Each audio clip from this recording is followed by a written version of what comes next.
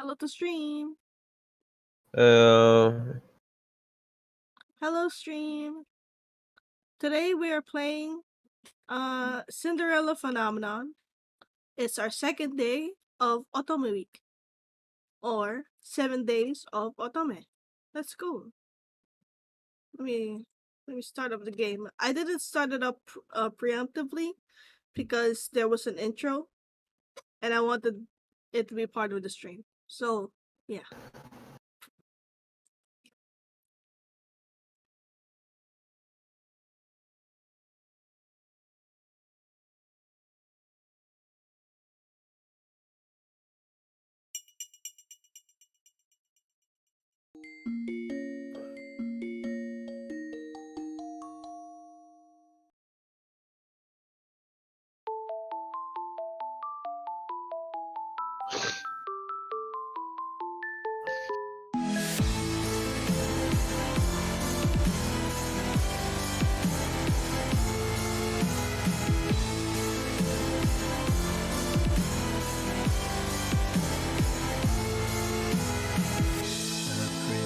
Lives in a monochrome world, working from the side through her lonely eyes. It reflects the ocean and stars, but her cry echoes around the simple loss of love in her heart, making this whole fairy tale alive. And sorrow's tender embrace. This was never meant to happen. The day, the only reason you have to stay. Hear me sing my song and just keep holding on. Cinderella, why don't you stay with me tonight? We will dance until midnight comes and we could run away. Oh, we will never ever be apart. Set aside all your fears, this magic lives inside your heart. I am here, would you wanna stay with me tonight? Follow me, we will run across the bridge of fantasy. Oh, all the pain and sadness let it be. Believe in me, hold me close, don't never let me go. Come and stay with me forever. Magic lives so long as I am here. 这个很浪漫。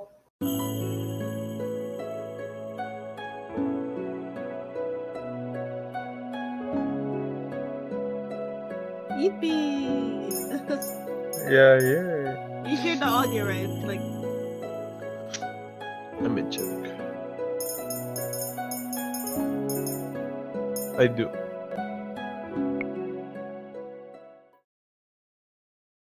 oh, tutorial. Oh boy.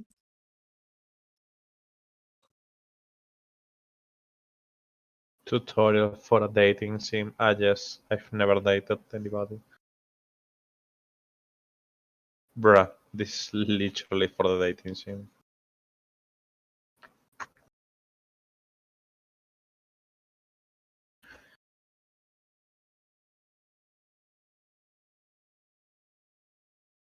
Oh.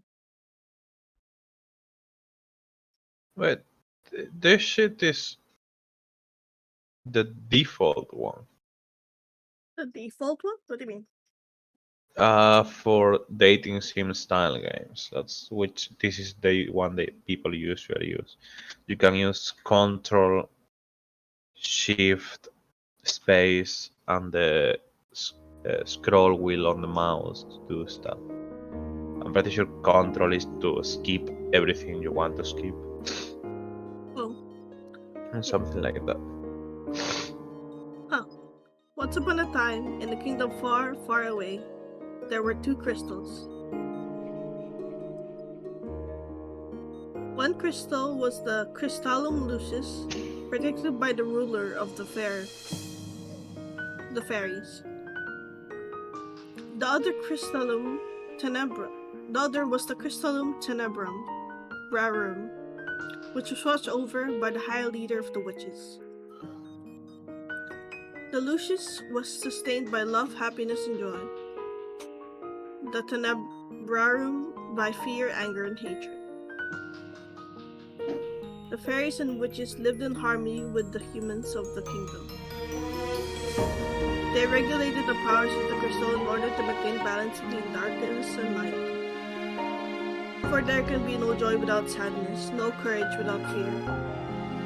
The kingdom was at peace for a time. One day, a traveling bard decided to write stories and tales of magic and wonders of the kingdom. He named these stories fairy tales. In fairy tales, the light always emerged victorious, and true love was the usual reward. The fairy tales spread further than could have been predicted. The humans of the kingdom began to believe that the fairy tales were true, and that the magic of the witches was inherently wicked and cruel. The witches became hated and feared. Eventually, they were hunted like animals. The witch hunt. The high leader of the witches, in all of her anger, created the fairy tale curse. You think we're so wicked? So be it. Just as you have taken our happy ever afters, we shall take yours. The witches used the fairy tale curse to attack humans indiscriminately, ultimately throwing the kingdom into chaos and darkness. The ruler of the fairies, the Lucius Bear, sought to regain peace. But the witches were blinded by their hatred for humans, who were responsible for witch genocide. A terrible war, the Great War. Whoa! Oh shit, sorry. I forgot my mic was on. Fucking it. Eventually, the Tenebrum Bear, the high leader of the witches, was finally defeated. The Tenebrum was lost, peace was restored, and the light once again triumphed. But darkness can never fully disappear. It waits in the shadows, patient when it's time for its inevitable return. Contract. Sign here.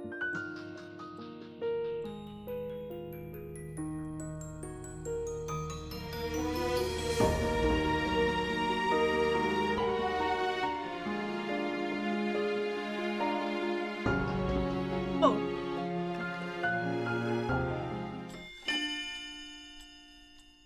The princess. Ice princess? Oh. My name is Nigeri Riella Brighton. Oh my goodness. Daughter of King Gennaro Brighton III. I'm a crowned princess of the kingdom NGL. At least, that's who I used to be. But before yesterday, when I became a victim of the infamous fairy tale curse. But that was before yesterday, when I became a victim of the infamous fairy tale curse. Everyone has forgotten my birthright. Now I'm nothing more than a lowly peasant. I feel like I'm stuck in a nightmare. But no, this is my reality now. I still have no idea what I must do to break the curse. I close my eyes and remember that day. It had started out like any other day.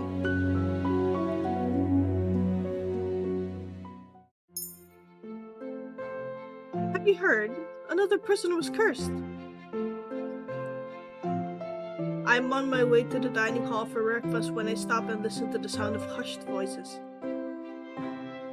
There are two maids standing next to each other with brooms in hand. These two are slacking off again. That's terrible. What fairy tale curse was it? They say it was Pinocchio. Pinocchio? The fairy tale with the lime boy whose nose grows longer? That's awful.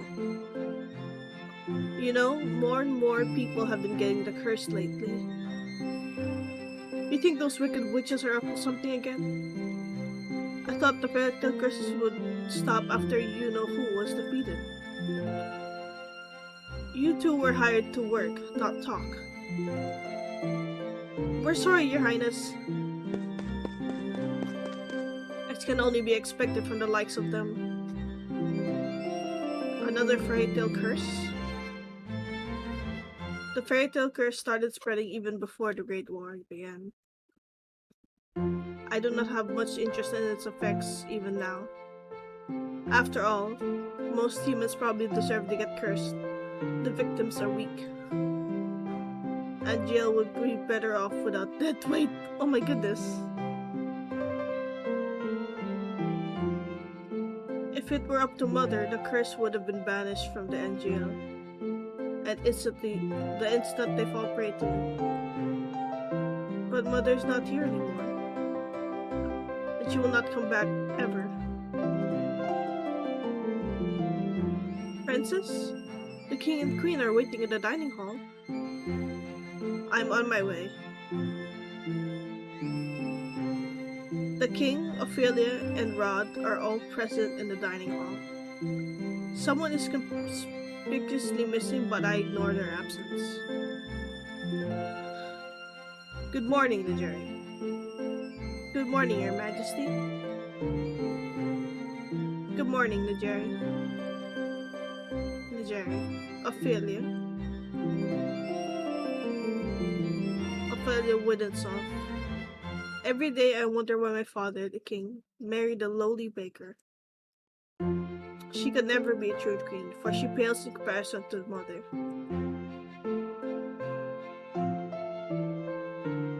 I take my seat next to the king, then look up at the person sitting opposite me.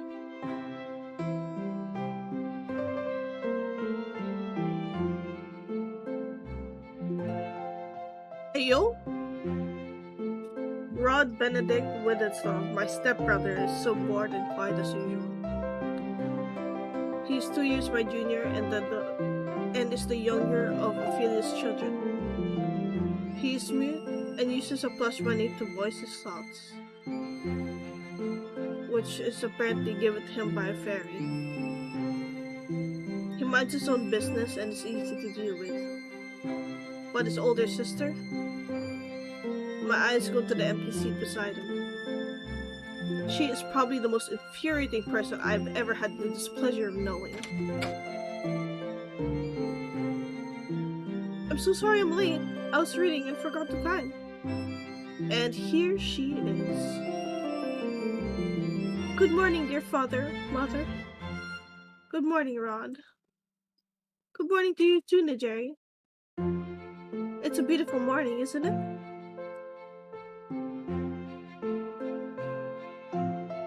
What are these names? Hold up. Emmelaine Widdensov, Rod's older sister, and my stepsister.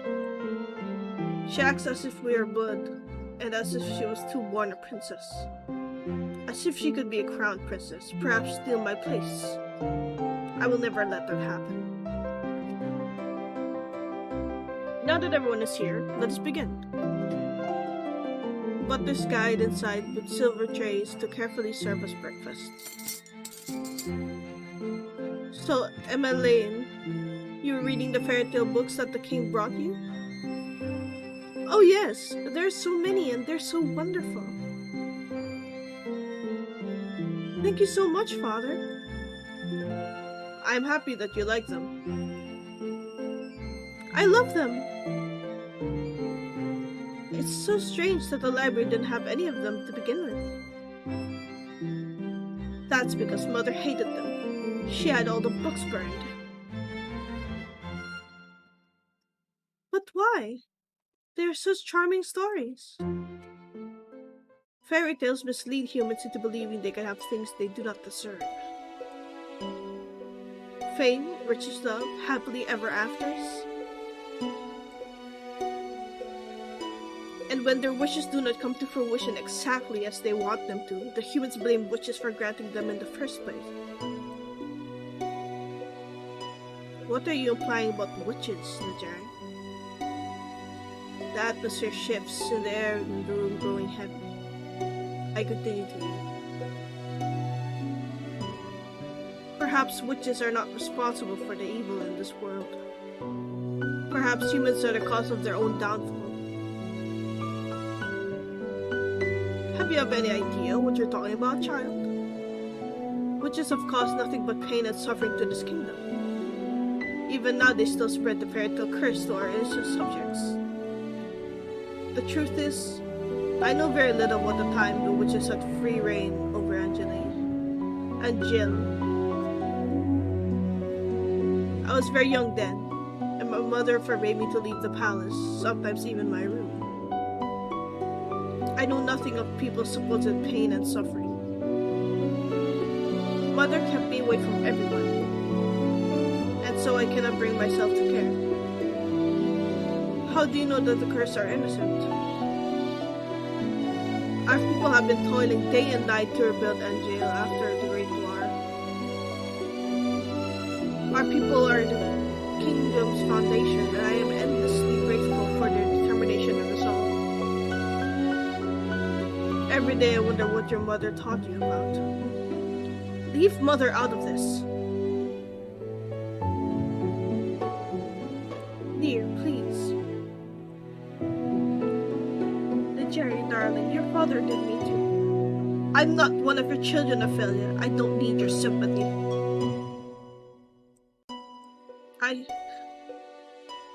Jerry, will you show your mother some respect? She's not my mother. I set down my fork and knife and stand up. I'm done. Excuse me. My father and I have never got on, but our relationship has significantly worsened since he married the baker. My father, the king. It's been 17 years and I've never felt any love from him. He treats Emmeline and Rod, who only entered our life 1 year ago, like his own children. Better than he's ever treated me. This has been my life ever since mother passed away 4 years ago. Mother was the only one that was there for me when no one else was. If it wasn't for the incident during the Great War, she would still be here. Why the sour face so early in the morning, princess?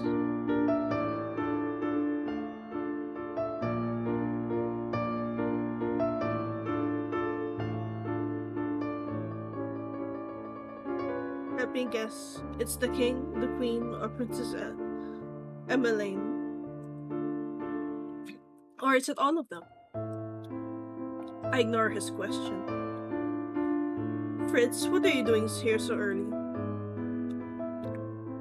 I'm running some errands for my father. Fitzgerald Aidan Leverton, son of the highest knight of the Order of the Caldera. His father, Sir Alcaster, has served the royal family for many years. Sir Alcaster is one of the king's most trusted advisors. 3 years ago, Fritz was assigned the honor of becoming my personal knight. His presence is the only company I can tolerate nowadays. You should wait in the throne room then. Thank you. Princess? Yes? You know, I haven't seen you smile once since I met you. Why is that of any importance? Still, I do hope to see you smile one day, princess.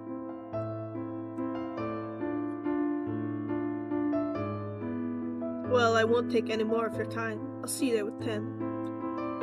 10? Don't tell me you've forgotten. Forgotten what? You're going to town today, remember?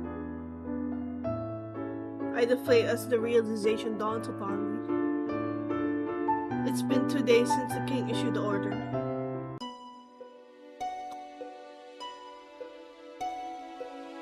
Jerry, I would like you to accompany Emmeline on one of her town outings. Sure, you could send the maids with her instead. I would not have requested you to accompany her if I was going to send her with her maids. I want you to make an effort to get along with your sister. Step-sister. She's your sister and you will treat her and Rod as if they were of your blood. 2 days from now, you are going to accompany Emmeline outside. It has been 4 years since you left the palace. Ever since then, you've locked yourself away. You barely leave your room. Angeal was in a grip of war back then, but now the kingdom is safe and back to its former glory. I want you to see how beautiful Angeal really is. Jerry, a princess must know their kingdom. Go with them, Elaine, and she will show you the town that you only ever see through your windows. Is that an order? If it needs to be. Are we clear? Jerry, understood. That was the last time I left the palace was 4 years ago, when the king took me with him to check on the people after the Great War had ended. I shake my head, removing myself from the memory. I'm safe here. Princess, are you alright? It won't be that bad. The townsfolk are good people. How can you be so sure? Times have changed. People change. That is precisely the problem. Mother never changed. Mother loved me till the end. Sometimes change is for the better, Princess. I think you'll see that today. If you'll excuse me, I shall see you later.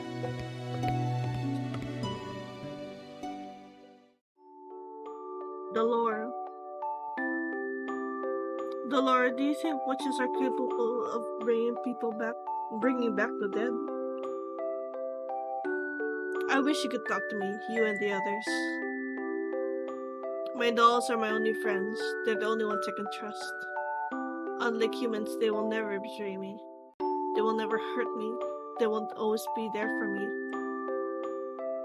The moment I saw Dolores, I knew she was special.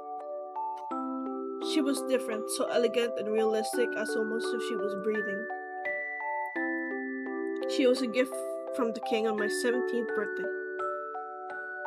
I only started receiving dolls from him when Mother passed away. Mother does not believe in birthday celebrations, but every year at midnight, a letter would appear on my door.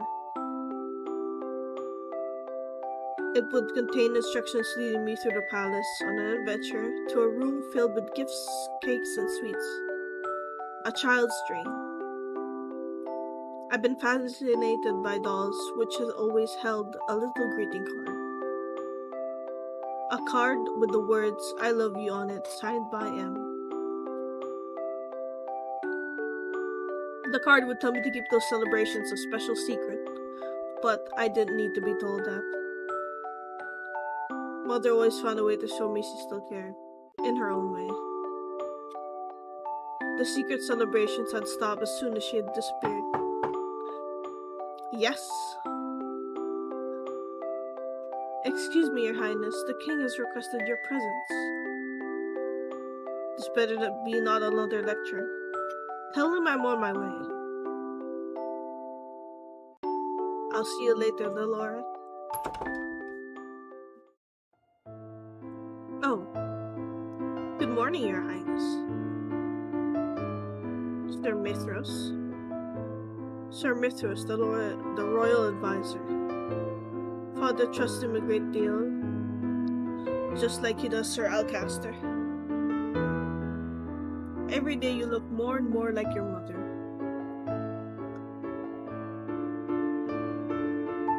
Sometimes I find Sir Mithras talking to Mother's portrait when he thinks no one is looking. He must have admired her a lot, but I cannot bring myself to think highly of him. There's something about him that puts me on edge. Are you on your way to see the king? I shall not keep you then. Until our next meeting, dear princess.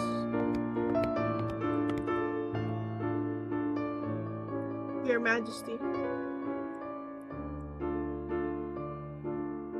You will enjoy this, Nigeria. I've heard the toy shop has lovely dolls. This will be good for you. You'll get to know your sister better, and you'll be able to interact with and learn about the people of Angeal, about their subjects.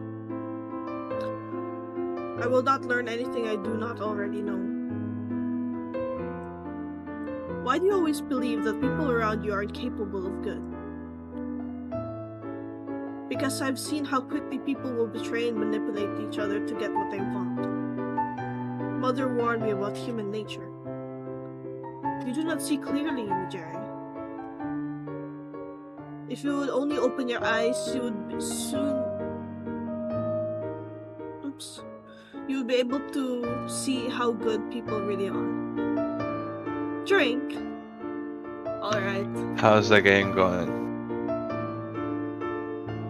It's a lot of backstory. Is it interesting backstory? Yeah. Yeah. Well, I'm gonna join it. Any hot dudes in the area?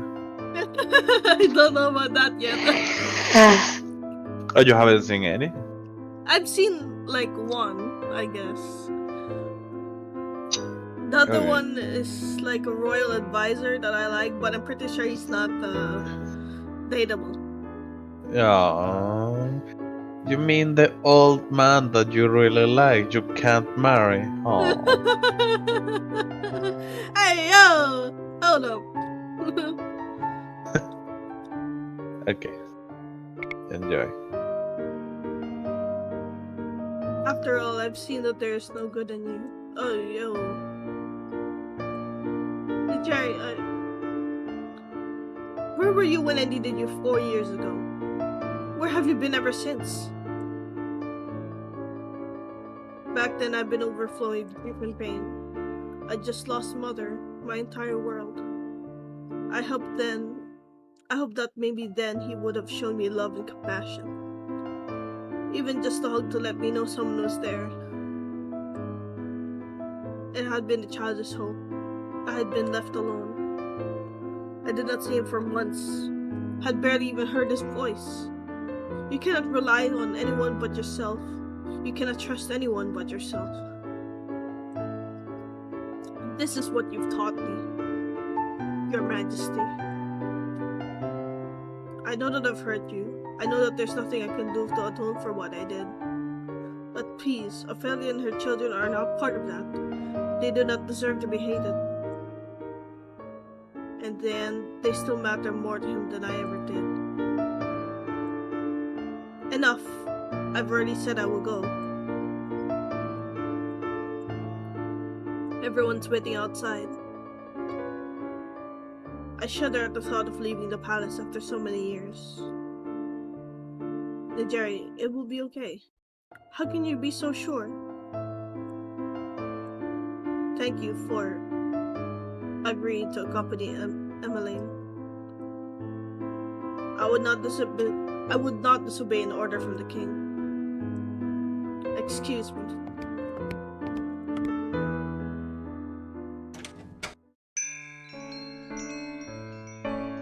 Hello, how can I help? Viorica! Princess Emmeline, good to see you. I trail Emmeline, ignoring her as she embraces her friend. I glance around the small shop. The dolls displayed are nowhere near the quality of the ones in my room. Wait a second. One of them looks like Cinderella. Ayo! I cannot understand why Emily insisted she buys gifts for her friends here. I cannot believe I'm outside the palace. There's no need to be so tense, princess. I would never let anything happen to you. Your only job is to relax and enjoy yourself. You asked the impossible of me.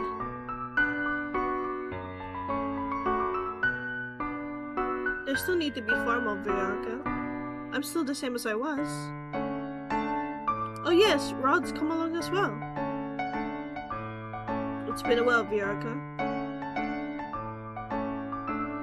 It's good to see you again too, Rod. And I must introduce to you Her Highness, the Crown Princess Najarian. The look on Viorica's face as she takes a step back from me is all too familiar. Fear.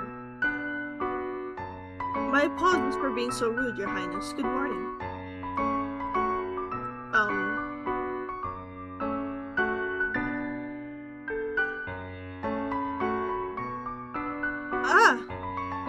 And this is Sir Fitzgerald, Sir Alcaster's son. It's a pleasure to meet you, my lady. Oh, you're Sir Fitzgerald? You really are as handsome as Emmeline described in her letters. I'm sorry? Please don't mind her, Sir Fitzgerald. I'm sorry, Emmeline. Right. So, what brings you all the way here? Oh, I'm here to get some new toys. Well, I read that wrong. Oh, I'm here to get some toys. Gifts for some new friends. Toys from here? Are you sure? Of course I am. I cross my arms. I would prefer we finish this errand as quickly as possible. Yes, of course. I'm sorry, Your Highness. Princess.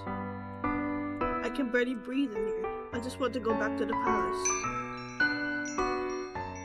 Hey, yo! Look cool.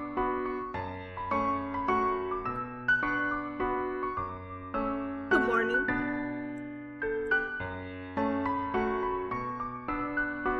Up to this point, I've always considered Mother to be the fairest beauty in the land. The lady that walks and proves me wrong. Her beauty is mesmerizing and clearly without peer. Everyone in the shop is openly staring. Oh, you're early today, ma'am. I have some important errands to run later today. Are the items ready now? Oh, of course. Let me go fetch them for you. I'll just be one moment, Emmeline. Why is she smiling at me? Here you are, ma'am. Thank you. Oh, that lady was beautiful. Right? Any girl standing next to her becomes hopelessly ugly by comparison. Who is she? She's new around town. Some say she's a fairy. A fairy?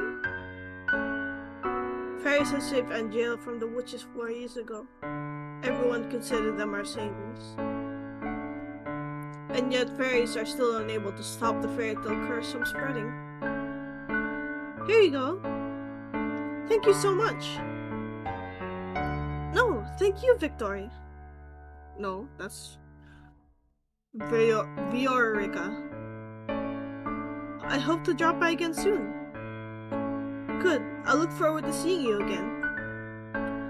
I hope to see you again soon as well, Rod. Likewise. Leaving the palace was a bad idea. While I'm out, I'm the center of attention. Some townsfolk point and stare at me. Most, however, make a point of avoiding me, like I'm the plague. There are some spiteful stares, but thankfully none as nearly as intense as they were 4 years ago. I'm sure the townsfolk are only surprised to see you again after so many years. Right.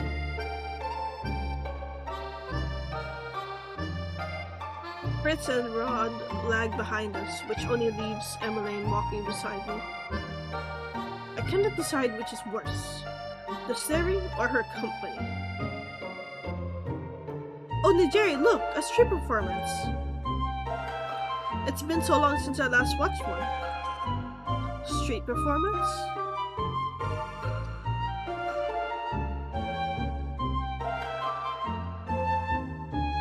Good day, everyone. My name is Waltz, and I'm here to spread some happiness and magic. The boy Waltz snaps his finger and colorful clouds start to rain from the sky. Isn't that pretty, Nigeri? And are those the princes over there? It's an honor to have you in attendance. Please accept this humble gift.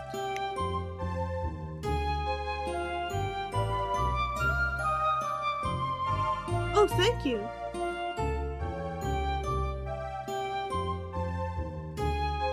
The boy looks at me expecting some kind of reaction. When he gets nothing from me, he sighs and gives me a wary smile. I hope to see you again during my next show. We'll definitely try. He gracefully bows before moving back to his area to perform more magic tricks for a gathering crowd. There are performers like this all around Angeo. I love them. Maybe someday we'll get to see more we'll get to see some musicians too. Those are my favorite. I do not intend to leave the palace again.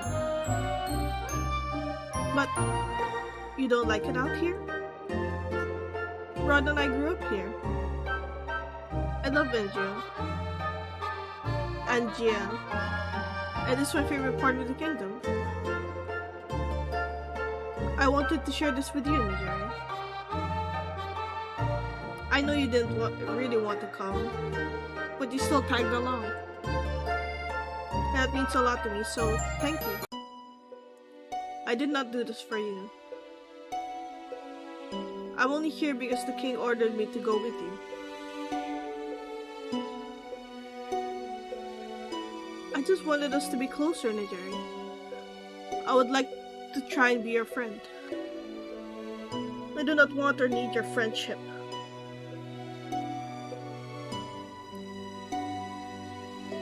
No matter how you act around me, we are not and will never be sisters. I'd take care to remember that if I were you. But Rod suddenly grabs her hand, pulling me from Emily. Stop. He's staring daggers at me. I think this is the first time I've seen him angry. Rod, don't. Let me go. Both of you ought to stay away from me. Their expressions mirrored the looks of the disdain I saw years ago. Anger, disgust, hatred. I begin to walk away. Princess, wait! Don't follow me. Princess! I adjust my cloak, making sure my face is hidden away from me. I should have never left the palace. I walked around, I watched people bumbling down the streets. So carefree. They work so hard for so little. They could work their entire lives and never get a fraction of what I have. And yet, they're happy. And I heard Annis lost her job at the palace. It's true. Crown Princess made sure the poor girl was fine. Not again. Anais.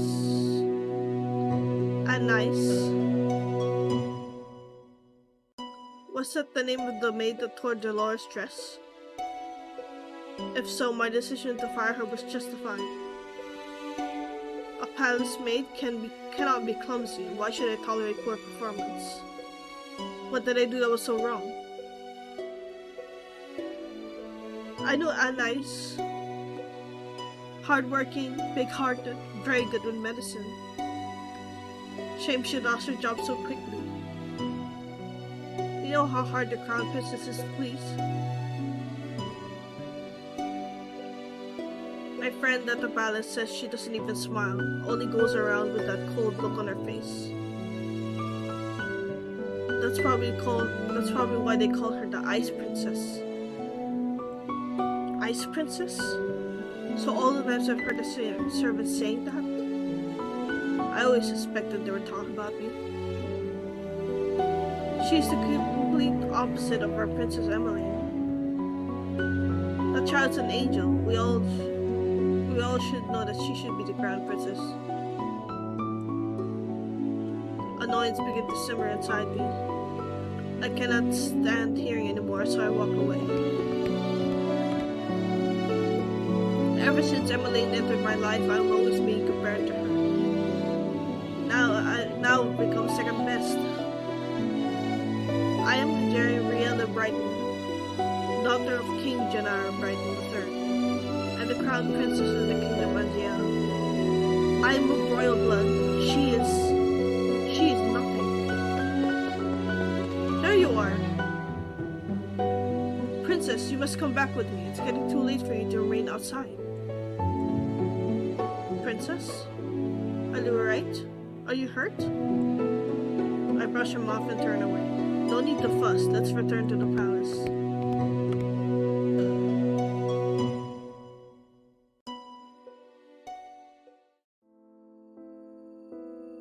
Leaving the palace was physically and mentally draining. My bed is welcoming to my usually Nina? heavy body. Yeah? Are you in this game basically? Wait, what? Are you in this game basically? Because you sound like an asshole. Am I in this game? An asshole. Yes. Oh, okay. Continue, please. Why? What's wrong? Because I keep hearing pieces of you talking, you know, as your character, and I'm like, damn, Shaho. But I was wondering if it was just context. But no. No, I'm Yo. literally an asshole. Yeah, Alright.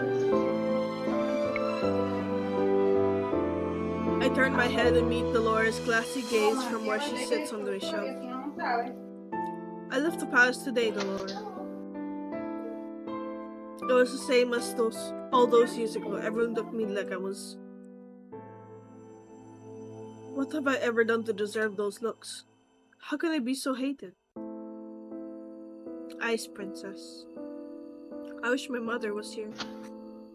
I look at the smiling faces of my dolls. At least I still have all of you. I yawn and stretch my arms. Good night, Dolores. Twinkle, twinkle, little star. How I wonder what you are. Singing, but who? Up above the world so high, like a diamond in the sky. Twinkle, twinkle, little star. I blink my eyes open, only to see Dolores sitting right in front of me on my bed. The moonlight spill across her delicate features. How I wonder what you are. Wasn't she on the shelf with all the other dolls when I went to bed? Laura? It's almost time. I pinch my cheeks to make sure I'm not dreaming. It hurts. Only 10 minutes before the clock strikes 12. I hope you're ready, Princess. What? My doll just turned into a human. How? Who are you?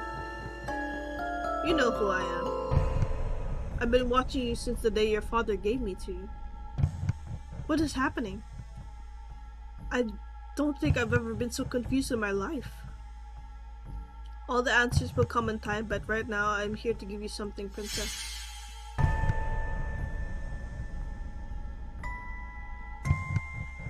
Is this Cinderella's very own glass slipper? It's beautiful, too beautiful. Then a realization begins to dawn upon me. You're a witch! Smart girl, I knew you'd figure out that eventually. Now it's time to say goodbye to your precious crown. What?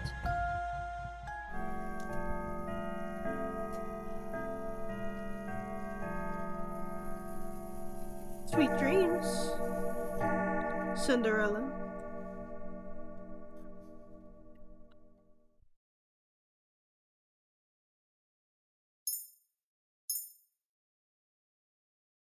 Hey, wake up, girl.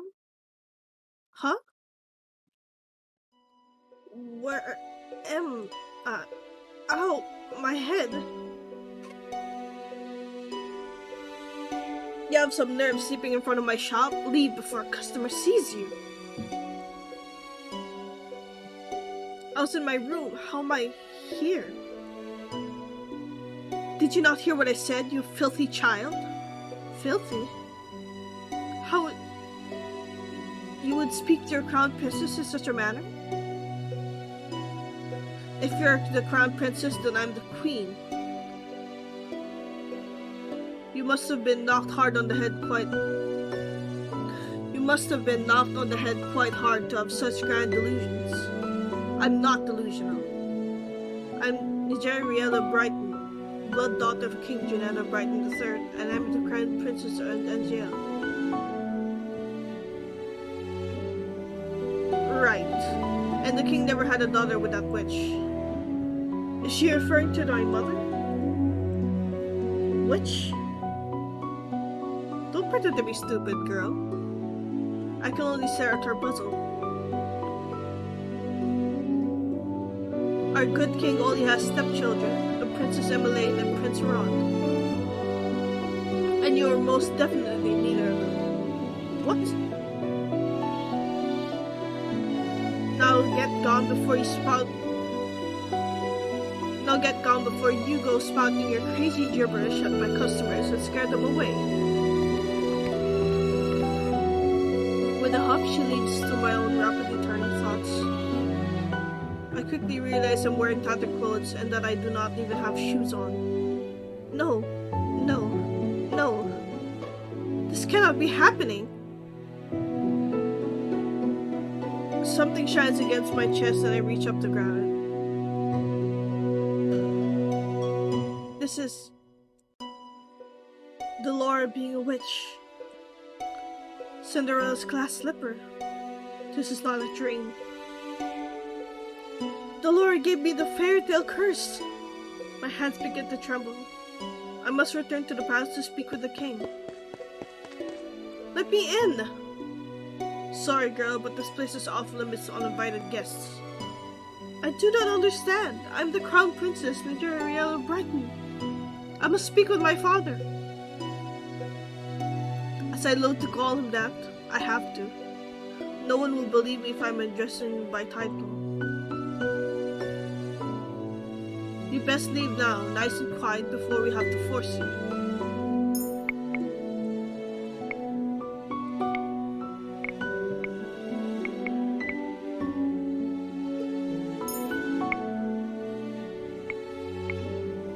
If you would only make way for the king! The gates swing open and 3 horses trot out. Soldiers ride 2 of the horses while the last horse is a different familiar rider. Father! I immediately move to block the path of his horse. The soldiers move to hold me back. Your Majesty! What is this? Your Majesty, this girl is claiming to be your daughter. Daughter? Both of my stepchildren are in the palace right now. What? Even father is a part of this? Father, you must help me. A witch has cursed me. For once in her life, just once, help me. You must believe me. Tell me, where's your family, my child? Why are you all alone? He looks at me with pity in his eyes. He's looking at me more kindly as a peasant than he ever did when I was a crown princess and his daughter. I recoil. You must be hungry. Take this. Money? This should feed you and your family for a day or 2. The kingdom offers work opportunities to those who need them. Please let your parents know. I do not want your pity, Father. Please escort this girl back to her home. Make sure she gets there safely. At once, Your Majesty. I watched as my father and his 2 guards ride away on their horses, leaving me to stand there in the dust. He left me alone. Again. Where is her home, girl? There's nowhere left for me to go. Father has forgotten me. Leave me. Now look here, our orders were to leave me. yourself. Can't say we didn't try. Don't cause any more scenes, little girl. I watch with bleary eyes as the soldiers return to the palace. How can this be happening? I stare at the small pouch in my hands. I do not know what hurts more, the fact that I've been unceremoniously paraded away from my home like I'm nothing more than a piece of garbage, or the fact that my own father does not recognize me. Oh look, that girl's Chinese dress. How difficult it is to be poor. I clutch the Tabascos out of my chest as I run through an empty alley. I huddle in the corner trying to become as small as possible. I squeeze my eyes shut, hoping that when I next open them, everything will be back to normal.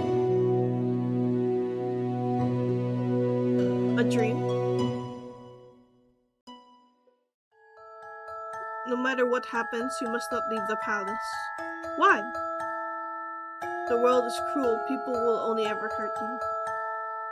But they're always so nice to me.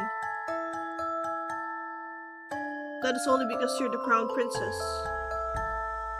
They will only ever think of what they can take from you.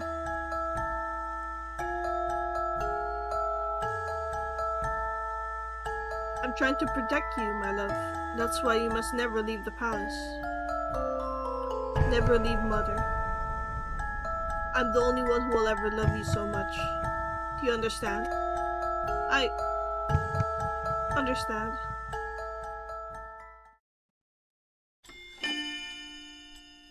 The Marken.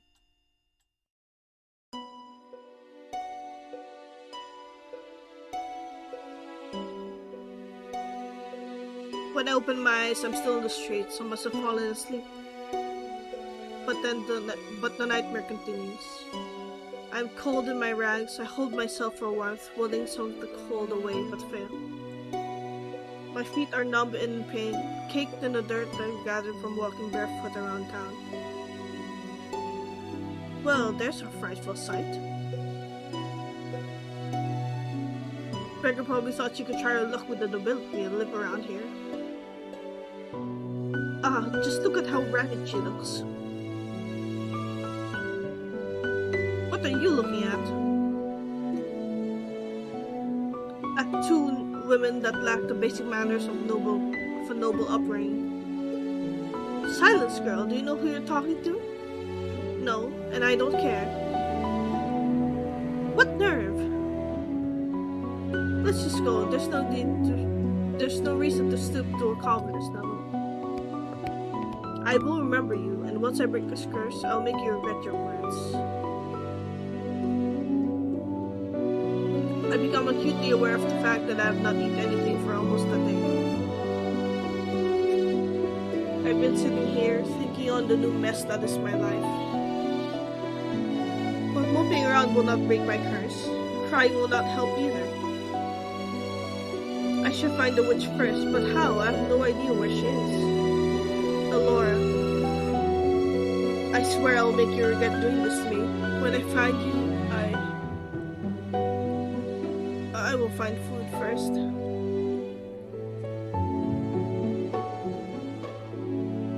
Is this all the king thinks I'm worth? Leave, girl. A dirty peasant like you has no place in this restaurant. But why? I can pay. Find another place. You're scaring away my customers. Am I not a customer? Shoo! There's something for you here. He just swatted me away like a fly. The nerve. Sensing that this will get me nowhere, I ball my hands into fists and walk away. I get the same treatment at the next 3 restaurants I try.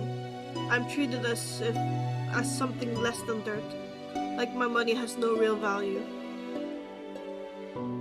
I'm the crown princess. They have no right to turn me away like this. I've been eating stale bread, anything to keep my hunger at bay. The bread barely helps.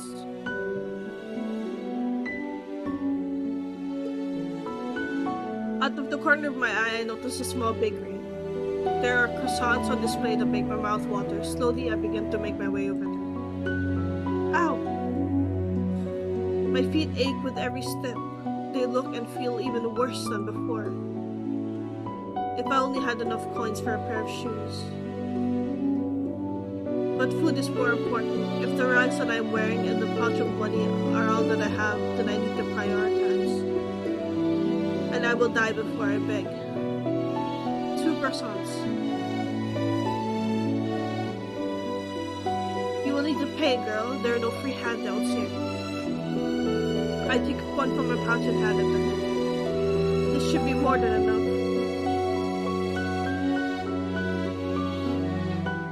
The shop owner stares at the coin before reluctantly taking them. She hands me 2 croissants in a paper bag.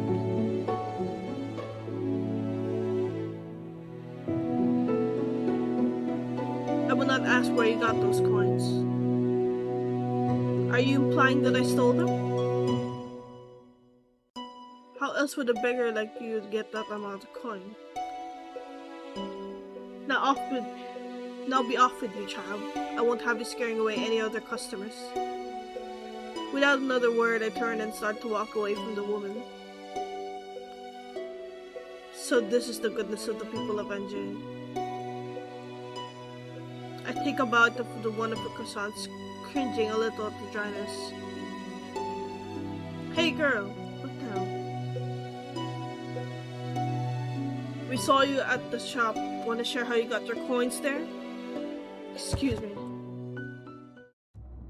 Look at her, brushing us off like she's royalty or something. Let me go! You ain't no better than us. Now be a good girl and hand over the pouch. The man on my left grabs my pouch and attempts to yank it away from me. I will not let these brutes take anything away from me. I elbow the man in the stomach, then aim at a kick at the other man's chin. I have an opening and I take it. Well, I pull myself free and begin to run as fast as I can. Hey! Where do I go? I'm not familiar with the streets at all. It's highly likely I'm going to hit a dead end. Where should I go? Uh-oh. Go left.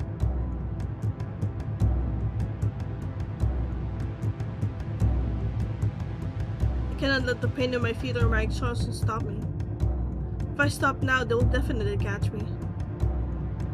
And taking my coins on may be the worst thing they do. A dead end. What do I do? Oh, who are you, gentlemen?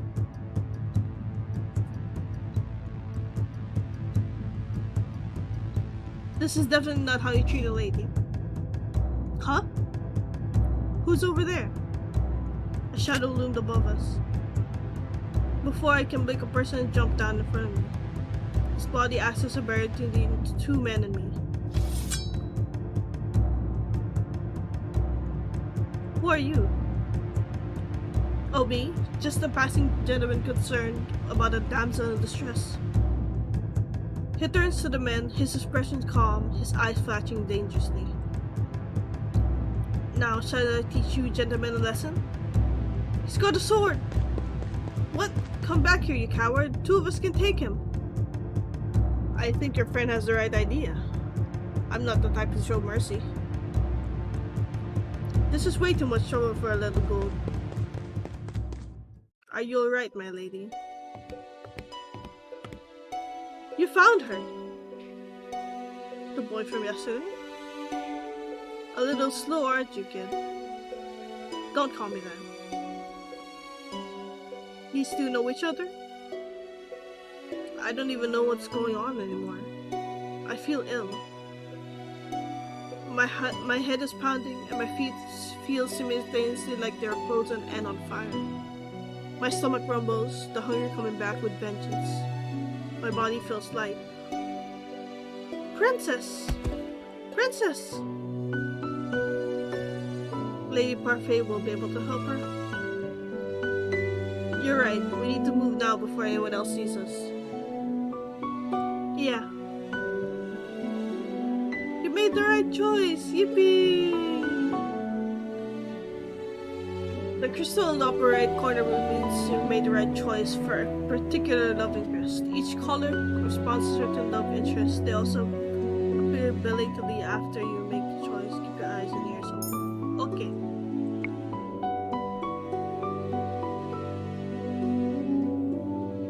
Everything is fading. A dream? What's that in your hands, Niger? It was hurt. I just wanted to help it, but it died. It's all my fault. It's not your fault, my love. It died because it was weak. But this is the world, Niger. Only the strong survive. The weak gets cast aside to die. You are not weak. You are strong, my crown princess, and you do not cry. Now wipe your tears. I do not want to see you cry again. Do you understand? Yes. Now get rid of that thing and wash your hands. Did you not hear me, child? Yes, mother.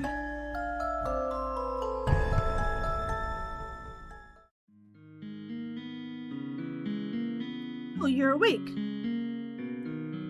Where am I?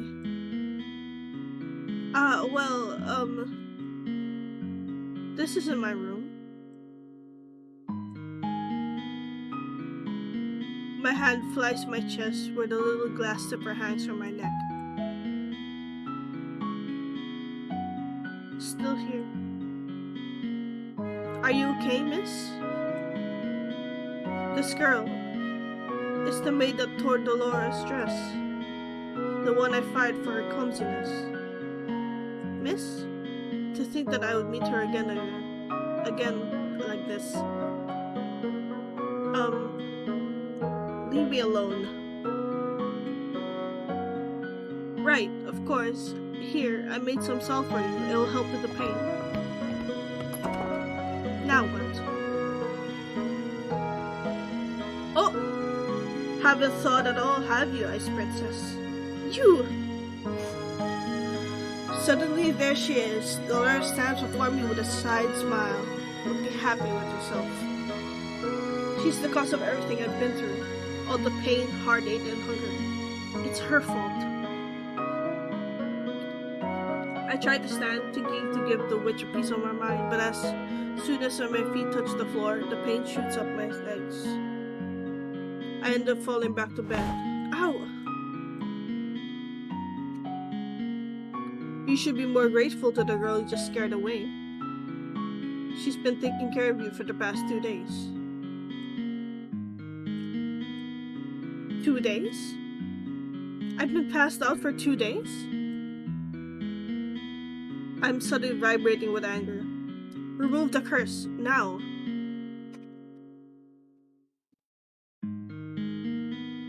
Ha! You think you can just command me to remove the curse in your best princess voice? What do you want? Gold? What I want is more than all the gold you could summon in Angel, princess. Besides, haven't you read your fairy tales? A caster cannot take the curse back. You need to focus on breaking the curse yourself if you want your life back. Mother burned the books before I could read more than 1 or 2 of them. I do not think either involve curses, just genies and trading away your voice for legs. Ah, it's so good you're awake, princess. Parfait, should you really be up and about? Don't fuss, I'm feeling much better. Are you a witch as well? Oh no, my name is Parfait and I'm a fairy. Of course she is.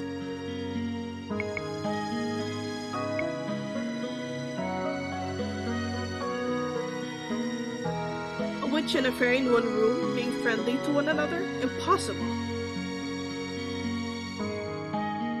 Oh, look at her face. You weren't expecting that at all, were you, princess? What's going on? I'm sure you have many questions, princess.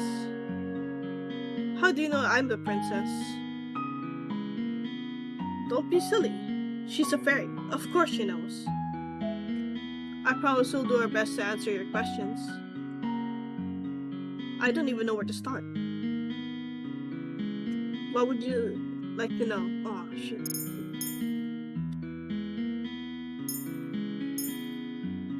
Ooh, why was I cursed? Seriously, you're going to ask that? I wouldn't have asked if I knew the answer. You have such a temper on you. Very well, this one's got a simple answer. It's because you're a cold-hearted, cruel, wicked princess who deserves to be punished. Delora, a curse is the only way to force you to change your horrid ways. Delora, you could have put it more nicely. I'm pretty sure I was already being nice. Change? Why do I need to change?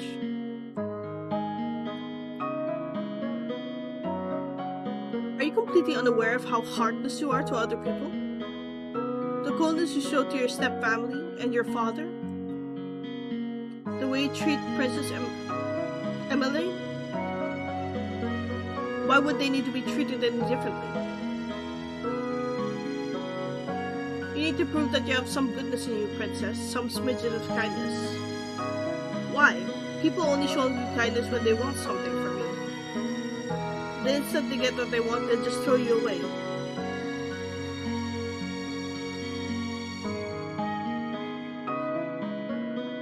Oh. How do I break the curse?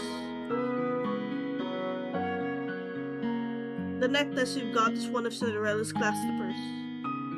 To break the curse, you must get the second slipper, complete the pair. How do I do that?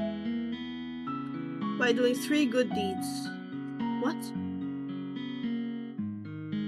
It's a very easy thing to do. At least for someone who knows how to be good. 3 good deeds? What does that even mean? I wouldn't even know where to start. Take heart, Princess. Goodness is innate in everyone. Are you sure that's the case with this one? Delora, you're not helping. I'm a witch, and I think I have more goodness in my big toe than she has in her entire body. Now that's just being mean.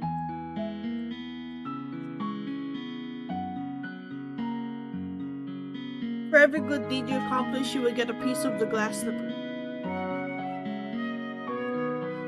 When you gotten all 3, you'll complete the pair and the curse will break. Simple. I suggest you start by polishing that attitude of yours. What happens if I don't break the curse? I think you know the answer to that one already, Princess. Why are you two working together? To answer that, we'll have to give you a bit of a history lesson. Oh, I've got this.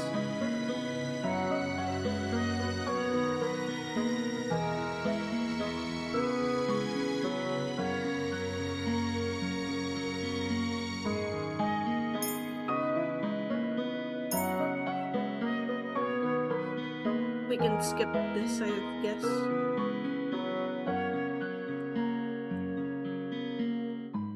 He's the strongest fairy. The Great War has greatly damaged me. My powers are a fraction of what they used to be. And with no child, I have no successor to my burden. What does a bear do? The bear regulates the energy of the crystal and keeps the balance between darkness and light. For centuries, fairies and witches lived in harmony with humans of the kingdom. Until a certain human decided to be a pest. Who was he? Oh. I knew him to be as Hans Gabriel Grimm. He wrote the fairy tales. And he started a feud between witches and fairies in the process. How could a single person have so much power? It was the power of his words. In Grimm's stories, the witches were always evil. the humans naturally grew to fear and hate them. They began to hunt them. Didn't the witches fight back? We aren't allowed to use our powers to cause harm. But that all changed when the Tenebrarum Bear decided revenge was more important than a promise.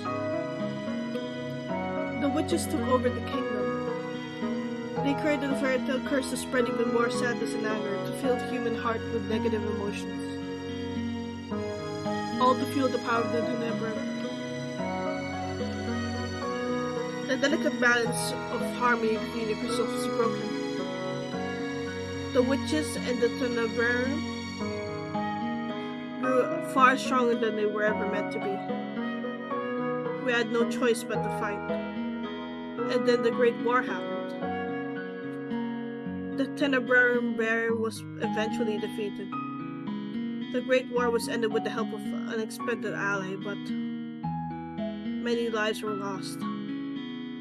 The good witches suffered horribly. We still have to stay hidden in hopes of having any kind of peace. I tried to make me believe that there are good witches. The Tenebrarum can poison a heart and mind into darkness and cruelty. The witches put themselves at risk with working with the Tenebrarum and maintaining harmony. Some inevitably are corrupted. Many good witches are corrupted during the war, most remain that way. Many do not believe it, but witches can be just as kind as fairies. And yet, it was not a fairy that cursed me. I've done good by cursing you, princess. You'll thank me when you've broken it. The lore was not corrupted by the Tenebrarum. She's as good as they come. Hopefully you come to see that for yourself. I doubt it. Apart from my inherent goodness, Parfait and I are working together because we have a common goal, which is to restore the balance between darkness and light.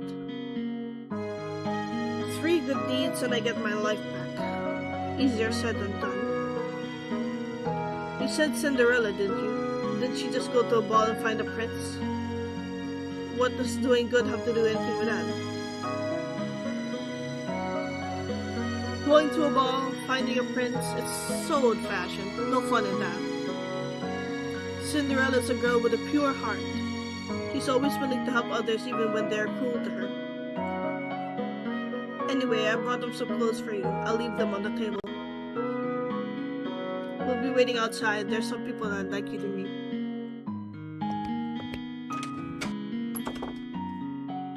I can't believe this. I looked down at my neatly bandaged feet. After mid-welder saw they were nowhere nearly as painful as they had been 2 days before. Here's some salve I made for you. It will help with the pain. Why would she even care? I was the reason she lost her job in the palace. Oh, she probably doesn't remember me as the princess. But still, she has no reason to do such things for me. I ignored the salve for the time being, beginning to stand up, testing my feet for pain. The injury is definitely healing. I slowly walk over to the table and change to the clothes that have been left over there. The dress is nowhere near as luxurious as the ones I wear in the palace, but it's still far from improved from my rags. All in my life, I never had to lift a finger. And now, I will not let them see how much they've rattled me. I refuse to break. Just watch me. I will free myself from this curse. What is this place? There are several people in the room chatting amicably with each other.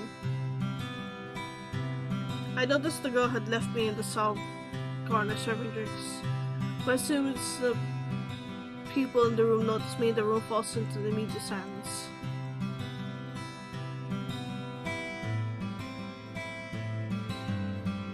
But look what we have here, the Ice Princess herself. Huh? Do you know who I am? I didn't think it was true. cursed for her cold-heartedness, as to be expected. You remember who I am, yet you treat me like this. Well, you aren't really a princess anymore, are you?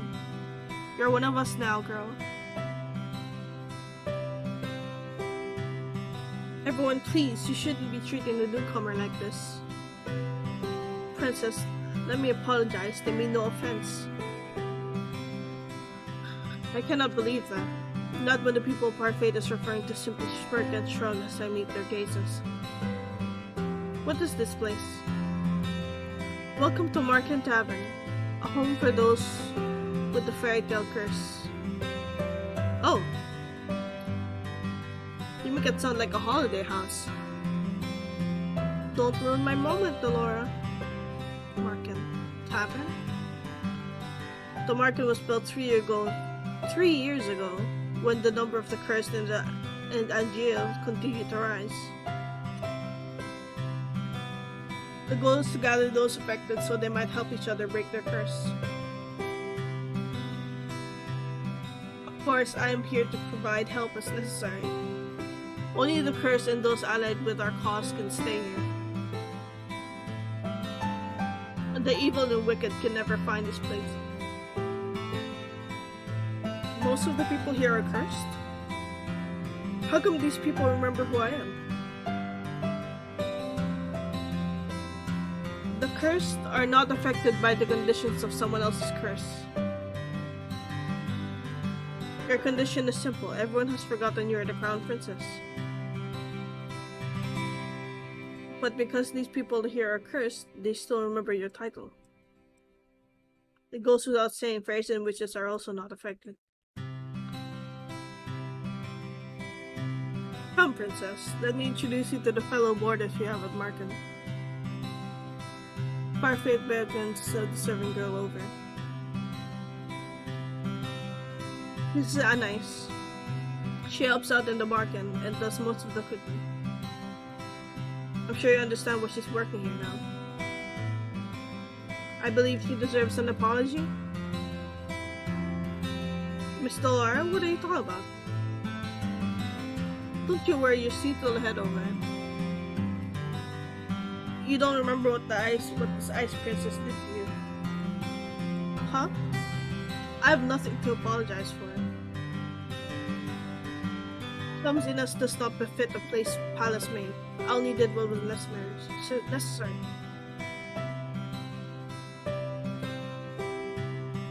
It's nice to meet you, princess. I am Miss Willow.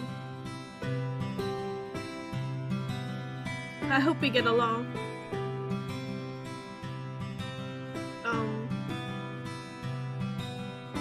Really? This is how you're going to start doing good? I don't believe I asked for your opinion. Please, you two, no fighting.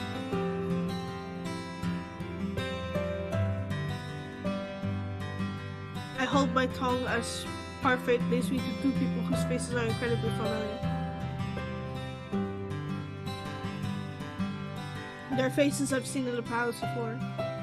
This is Durian Valiente and Garland Belrod.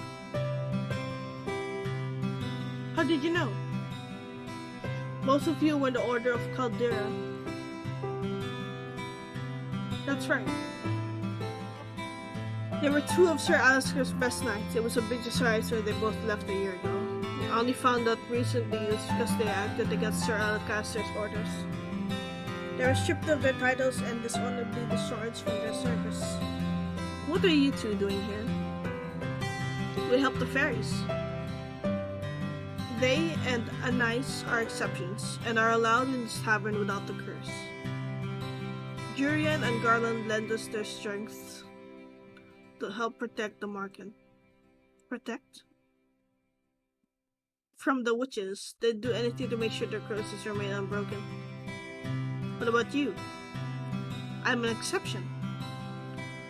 Also, I'm good. You keep forgetting about the good part.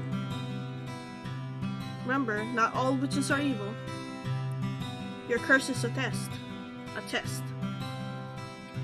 Originally, the wicked were cursed so that they could learn to change. Their curses were meant to teach them a lesson. I'm hoping your curse will lead to a lesson too, Ice Princess. I really am only trying to help you.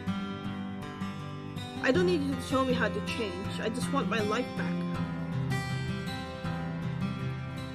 Well, to do that, you'll have to break your curse. Try and make some friends, Princess. They might be able to help you break your curse. Oh, I'd love to hang out and watch Princess try to be friendly. You have work to do, Delora. Fine. Try not to make any more enemies, Princess.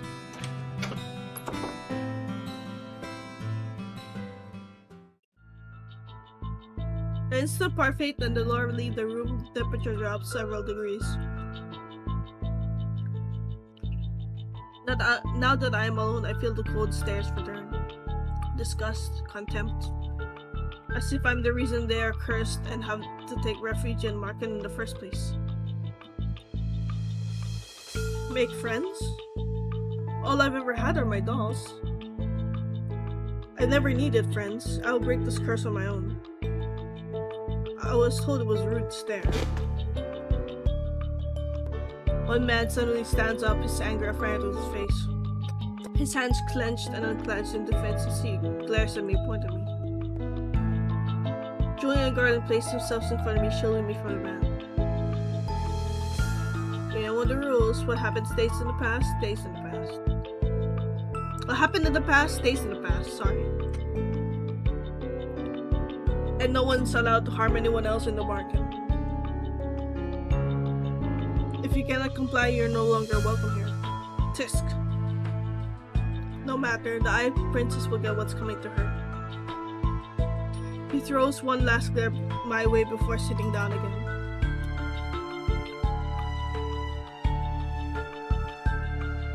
Break the rules and you'll get what's coming to you. That goes for everyone here.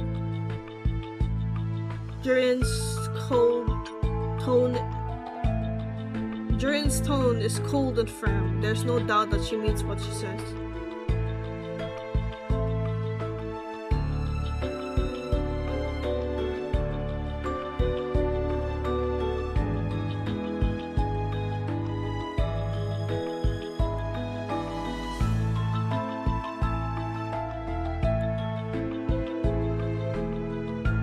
So these are the Great Knights of Order of Caldera.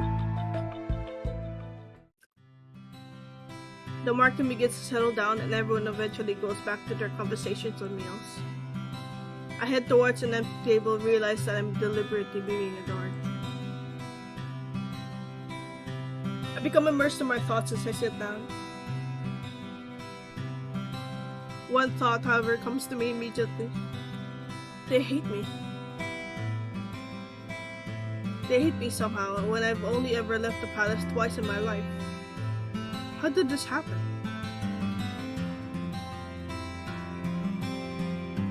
The only people who treated me with any respect were Anais, Jurian, and Garland.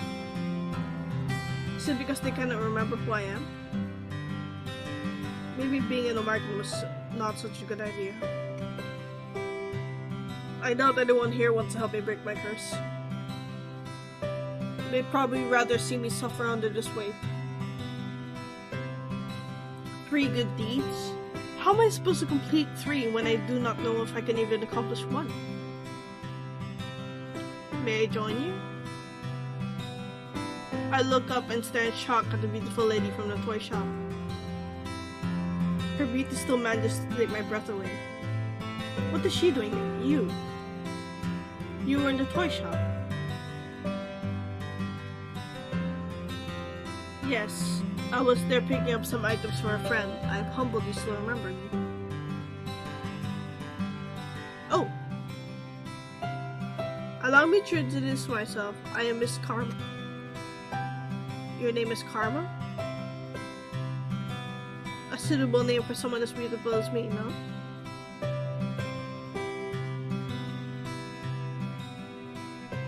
Karma, your narcissism is going to scare the princess away. Oh, you're the magician boy. boy. How appropriate, boy. Call me that one more time in the room with that pretty face of yours.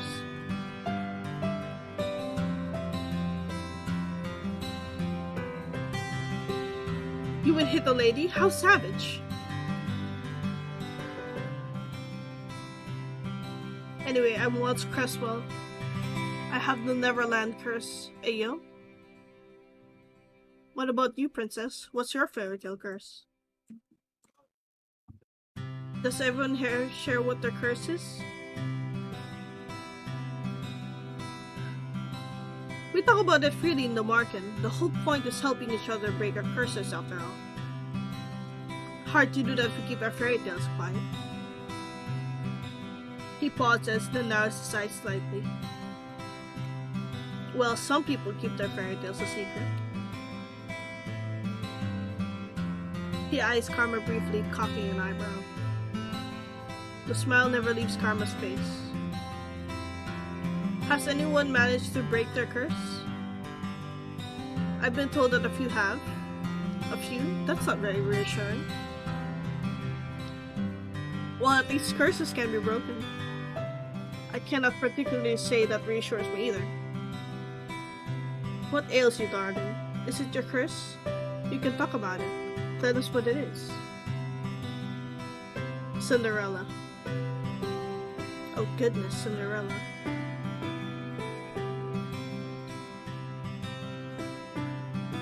That explains the nature of your curse, only it's been reversed, hasn't it? Riches to rags. That's one way of putting it. Karma, you're not helping.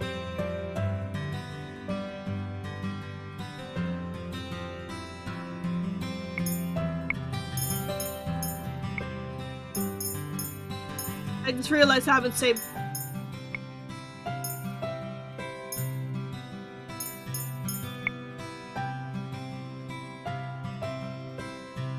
Start sweating.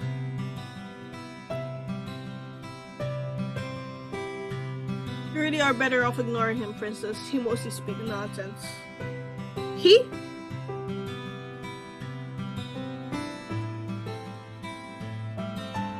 He? Princess?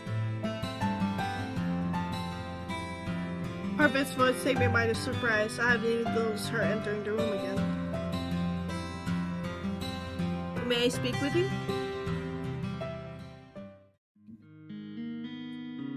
I'd like you to meet someone, though I'm sure you already know him quite well. Oh shit! Rod? So you really are cursed.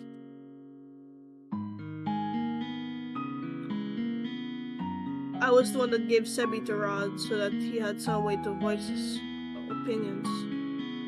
Sebi? Short for Sebastian. Cute, isn't it?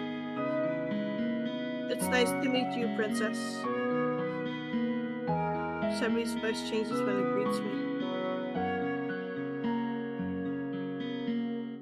If only you just know whenever speaks to Rod. Perhaps that is what Rod's voice actually sounds like. Wait, if he remembers me, does that mean the mermaid's curse? What? That is my curse. Rod has been mute all this time because he's cursed? Does everyone else know? Obviously, they're my family. Even the king. He knows as well. So, am I the only one you never told? I didn't think you'd particularly carry the weight. He is not wrong. And I cannot believe I did not know. I was left out once again. What are you doing here? I have been trying to help Rod with his curse. That's why he comes to the market from time to time. But I don't even want. Anyway, I only came here today to confirm that you're truly cursed. I wanted to see it with my own eyes. Huh. was a big surprise when I woke up one day and you weren't at the palace. And an even bigger surprise when I found out no one remembered you.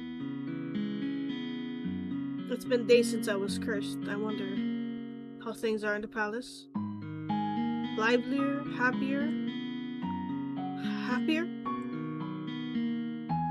I've never seen my family happier than they are now. I'd say it's a good thing you aren't a princess anymore. I'd always thought Rod didn't really care about me regardless, but this is the truth? So this is how you truly feel? So I have to be cursed for you to open up about how you truly feel?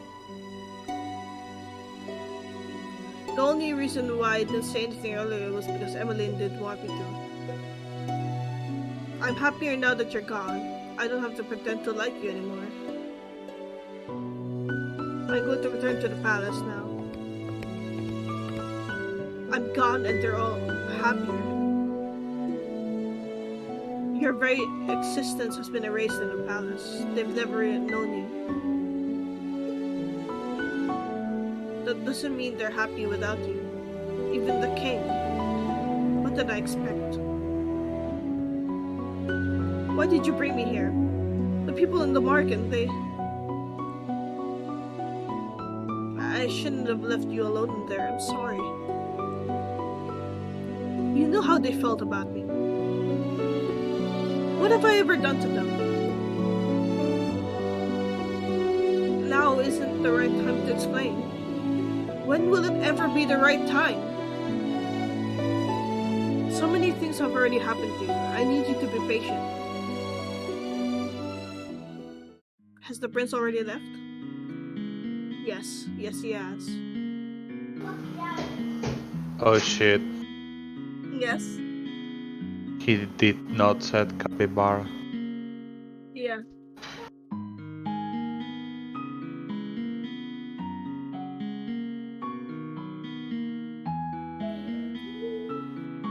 You're still a bitch?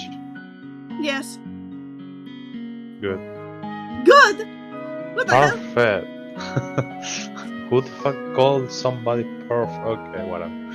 That's her name. How's the game? I'm waiting for the dating part. It's so long. You're waiting for the dating part. Fuck this shit. What the Nina, you've been streaming for almost 1.5 hours. What the fuck? Where's my dating? Apparently nowhere. No, it just takes a while. This is a visual novel more than anything. No shit. Yeah. I didn't notice. Leave me alone. I won't. I'm Okay. gonna stay here. Okay. Okay, I'll Okay, you continue can now. continue. Yeah. Princess, we'll talk about this later. For now, you must focus on breaking your curse. Did I miss something? No. Right. Maybe the fairy's right. I don't think I'm ready to find out how made so many people hate me. Well, Parfait, I think it's time we get down to business. What should we do with her? What are you talking about now? Oh, you, of course. You've got nowhere to go, right? She's right. I think back to the days I spent on the streets and shiver. I will do anything as long as I don't have to go back there. The princess can stay at the market with me and the rest of my boarders. I'd almost forgotten what hope felt like. But you'll have to work in exchange for a room. I celebrated too soon. What?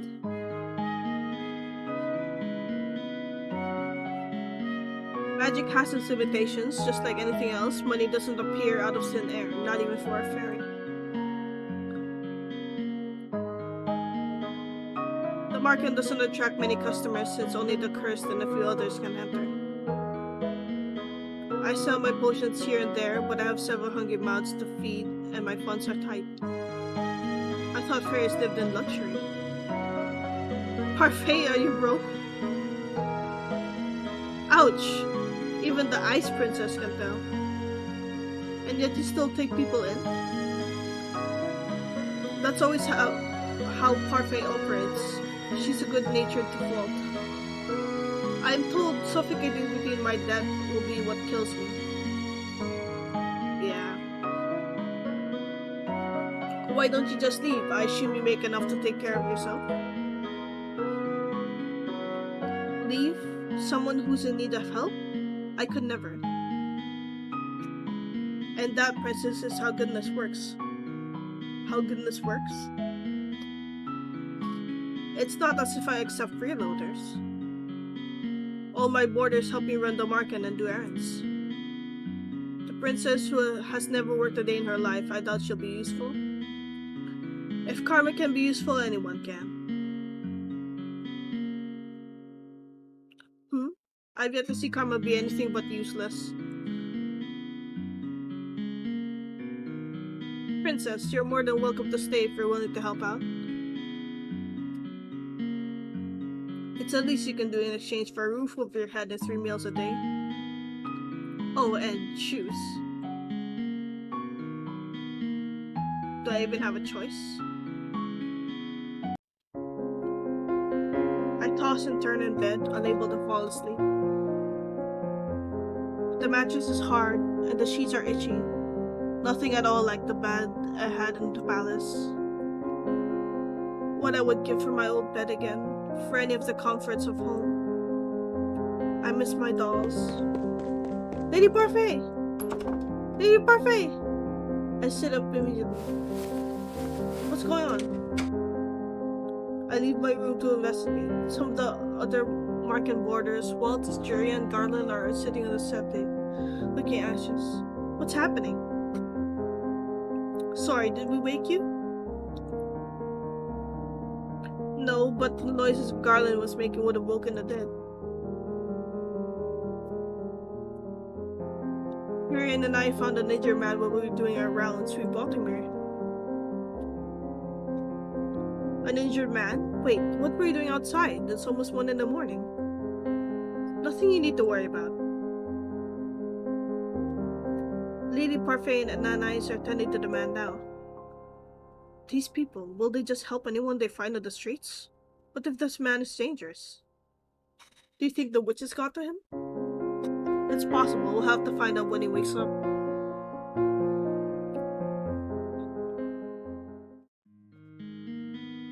The next day, Parfait reveals that the man only suffered minor head injuries. She says that she expects him to wake soon. I look at the tray of food in my hands. Anais has asked me to bring it up to the stranger's room while she finishes the rest of her cooking. I would have never been asked to do this in the palace. Goodness, what has the portrait done to you to deserve that look? I must say that's an odd to see a princess doing something nice for someone. What do you want? I have something to ask the man that was brought in last night. Seeing as you're doing good enough to the us, I thought I'd just tag along with you. If you're going, just bring the tray up yourself.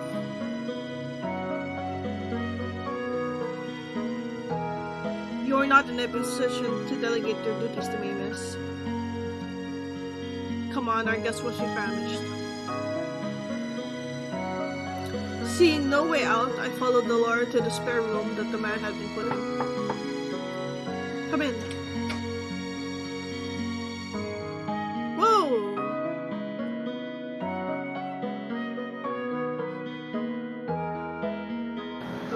Is he butt naked? No. No.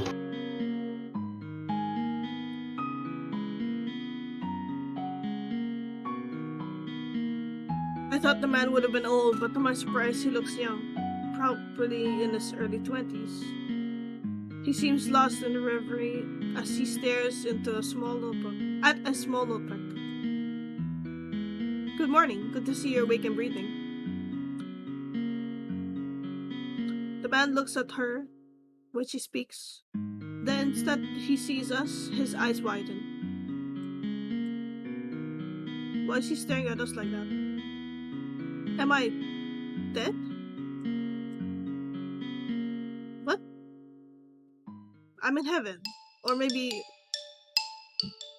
Oh, you two are angels that have fallen out of it? Oh my god. I see. What can a humble gentleman like myself do for you lovely ladies?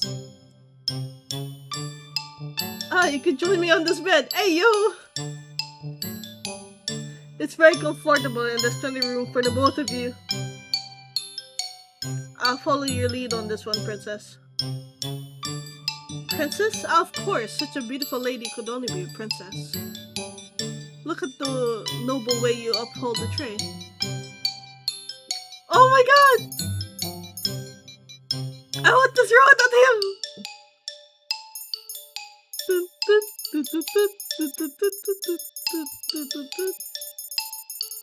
I'm throwing it at him, fuck it. Can I throw the tray at him? I'm tempted to let you. Fight still as well? Oh, be still, my breathing heart! Huh? You... Oh, he's awake. Another lovely liver has entered my chambers? I don't think my heart can handle the perfection of 3 of you at once. I think I know how Casanova here got those head injuries. Some lady decided she's had enough of his robes and wanted to punish him. The Lord, patience. He may not be even the right state of mind right now. He did take injuries to the head after all. The man finally stops just to look at me. He narrows his eyes and stares so hard I almost want to slap him. What? You're familiar. But... no, it's impossible. Aren't you the crown princess? What are you doing here? Oh, he's cursed. If he knows, then well, he's definitely not a witch or a fairy. Could only mean one thing if he recognized the ice princess. What's your name, good sir? I would answer any question you asked me, madame, but... The man looks down at the notebook in his hand. I don't remember it. Amnesia? I know everything about Angel, and yet I don't know the first thing about myself. Except that I have the Rumpelstiltskin skirts. Oh no. Is that a fairy tale? I knew it, he's got a fairy tale curse. Fairy tale curse? Do you remember how to break it?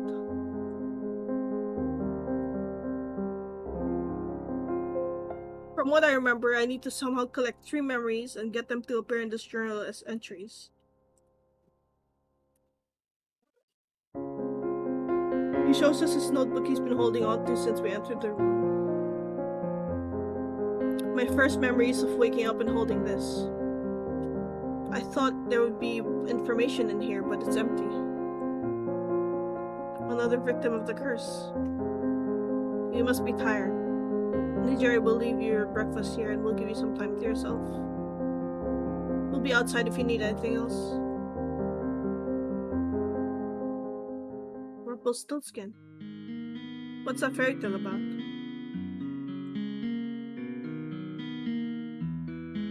Dolores does not do a good job of hiding her laughter. She snorts and I cross my arms, embarrassed. Mother burned the fairy tales in the past before I get a chance to read all of them. Fine, I'll keep it short. Once upon a time, there was a girl that said to be able to spin straw into gold. The king found her and locked her up in the tower. He said that he wouldn't let her out until she turned all of the straw in the room to gold. But the girl was just a regular human girl. She knew that she would never be able to turn the straw into gold and feared that she would be locked up forever. That was when an odd little man appeared before her and offered to do the job for her if she gave him something in return. The girl gave him her necklace, and the man spent the rest of the night spinning the straw into gold.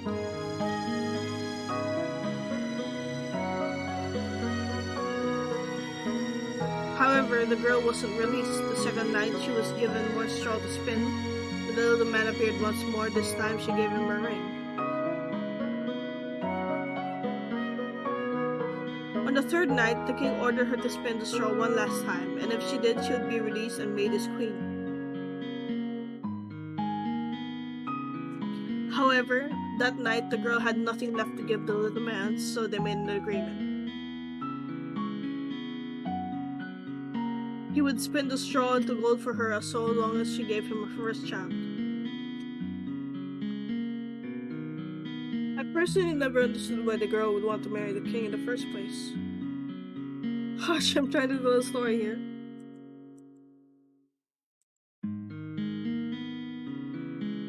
Years passed and the queen finally gave birth to her first child.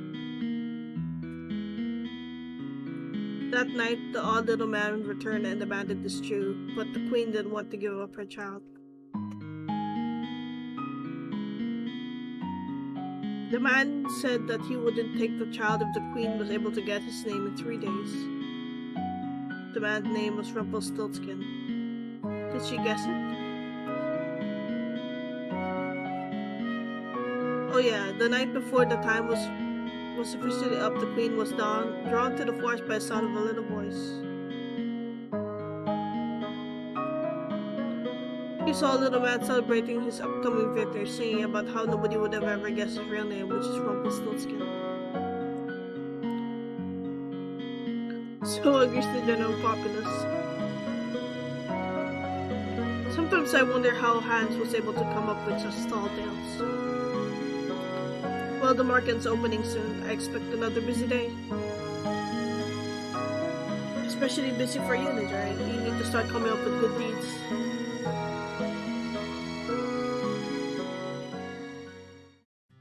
The amnesiac Casanova was allowed to stay at the market with the other boarders. Because he still seemed capable, Parfait tended to work as one of the market servers. Anna's protest that he remained in bed befell on deaf ears. Parfait couldn't very well throw him out, not knowing well that he had nowhere to go. I would be incapable of showing it once kind given over the nonsense he spotted us.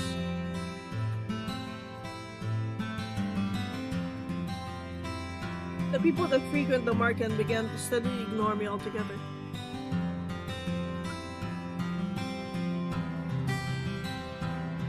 I spotted in the stares and the hateful looks.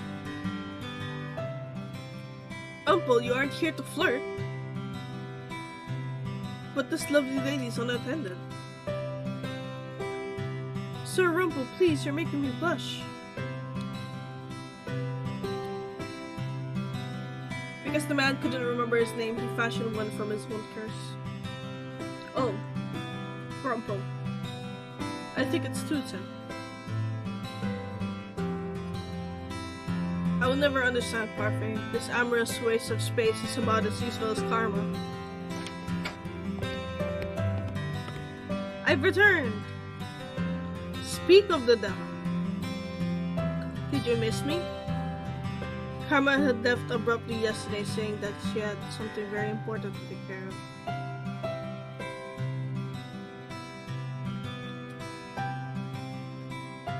Waltz trails in after her, now carrying several boxes of his arms. Why am I carrying these? Because you made me run that. Oh. Because you made me run that errand for you at the toy shop the other day. And because gentlemen carry things for ladies, I'm going to drop them now. These boxes contain very important contents.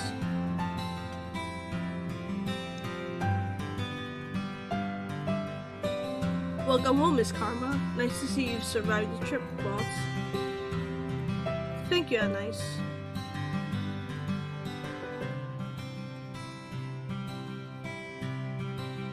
So this is our new housemate? I've not had the opportunity to meet.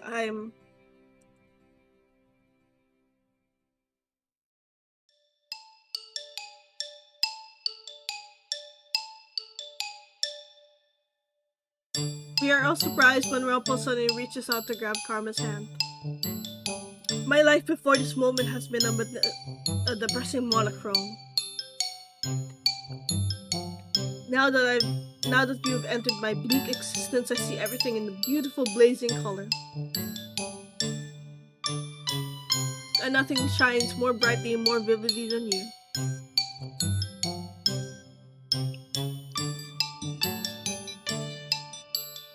I am Rumpel, my sweet, let us talk of marriage. I stare at Karma, waiting for her to flirt back. At the very least, I expect her to wave Rumpel away for being a fool. But she remains eerily silent. Answer, my angel, I beg of you. Oh, keep. Say the word and it's done. Your filthy hands off me. Hey, yo. Ow! I would never be interested in the likes of you. Go on, lad, give him a good beating, like the one you gave to me.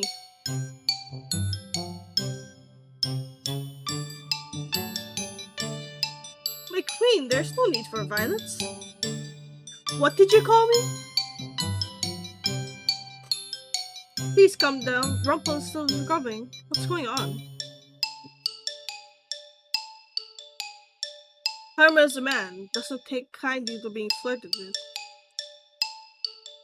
Or proposed to. She is a man? But your voice, your face, your breasts. Ow! That's what you're focusing on? Pervert. I worship all aspects of the female form, but my particular favorite has always been... Ow! Do yourself a favor and shut up. I would have never known, but why would he do this? Don't look at me like that. I have my reasons. Is it because of your curse? Yes. I am undone. My heart is in pieces. You knew him for 10 minutes.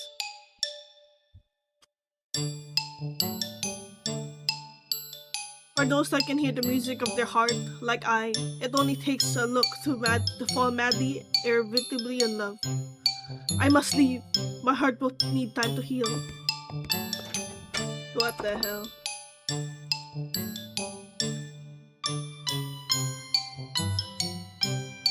The market attracts all sorts, doesn't it? That one is entirely Parfait's fault. Alright. Nothing to see here. Back to work.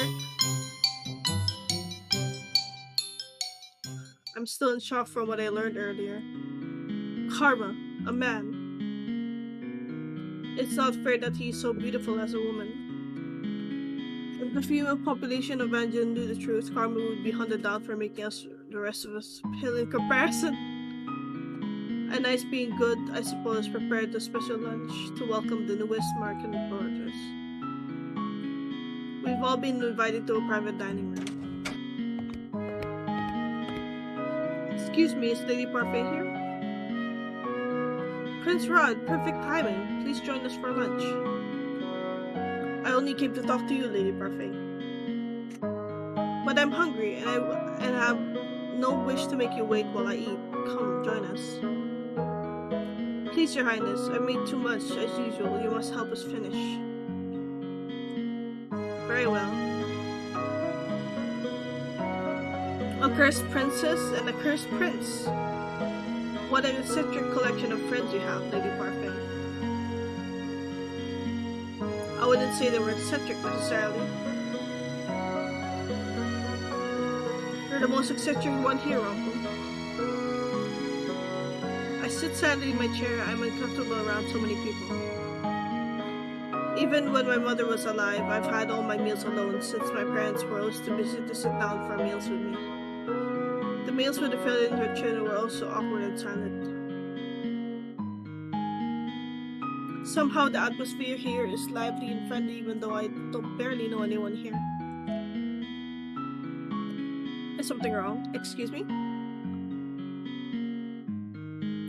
You barely touch any of your food. Don't you like it? Dolores said this was one of your favorites. I'm just not used to eating with company, that's all. They say that sharing a meal brings the family closer together.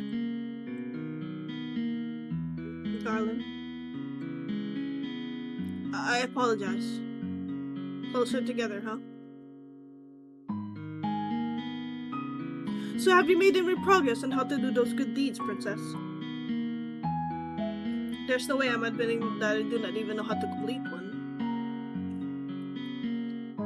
Oh, I forgot you're not so good at doing good front. You're not very helpful. Why don't you ask someone to teach you how to do good? What? That's not something you hear every day. As in, take some kind of lessons? You're having so much trouble on your own, you should ask someone to give you advice or teach you. It's as simple as that.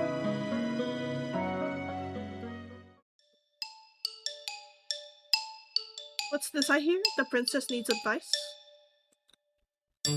Well then, she's in luck. I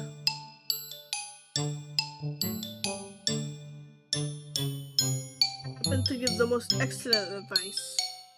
And believe me when I say I can teach almost anything.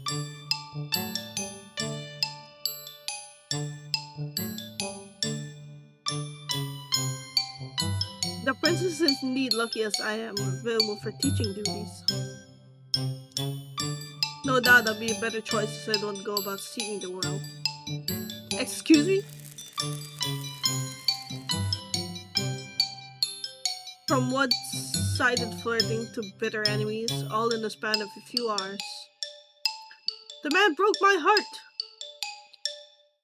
Anyway, I'd also be happy to help you in any way I can, Princess. I'm sure your stepbrother would be happy to help as well. I don't think so. I don't think I would make a best teacher for this sort of thing. I can only teach others how to fight.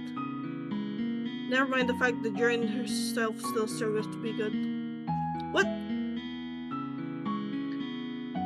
You're lucky, aren't you? So many people here are willing to help you. Why? Why are you all willing to help me? That's what we do at the market. We help each other.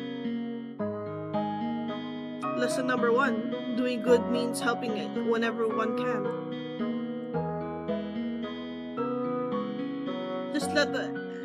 Just let any of us know if you want our help.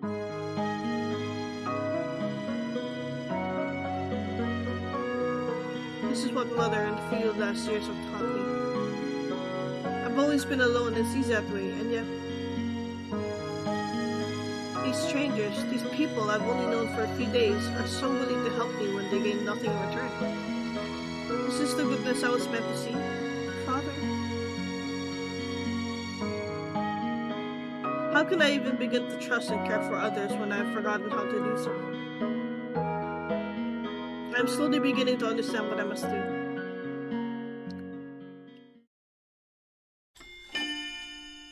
The decision.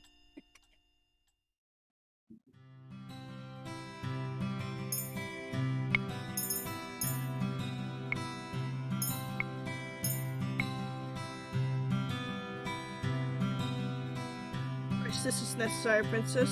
You work to show you can be useful. For the last half hour, Parfait and Delaware have been debating what their chores they want to give me. No freeloaders at the market, remember? And you can't pull the princess card anymore now that you're a homeless peasant. Being demoted to a homeless peasant is not my fault. If you really think about it, it was kind of me to demote you. Stop teasing her, Delore, and Lydia has a lot thrown at her already.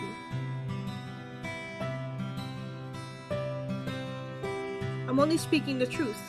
Besides, working to live is a commoner's way of life, but at least it's rewarding.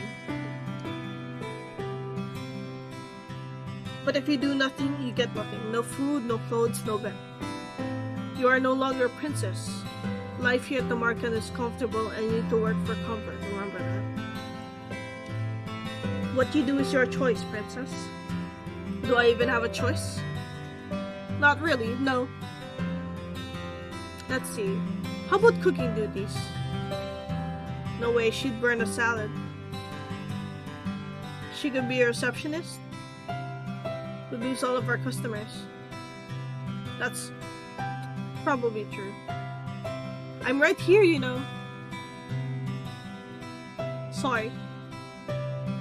Do you have any useful skills at all?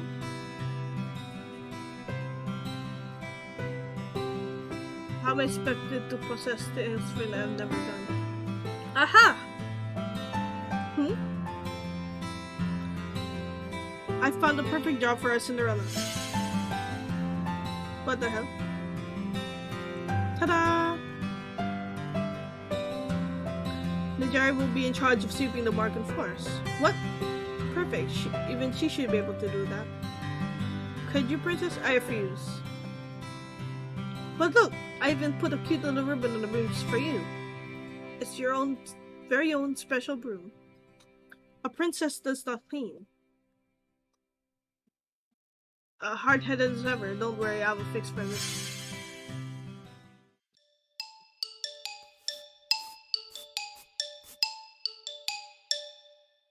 Suddenly the broom flies into my hands. I am pulled helplessly along as the thing begins to sweep the floors. What have you done? You should be thanking me. I'm helping you with your duties.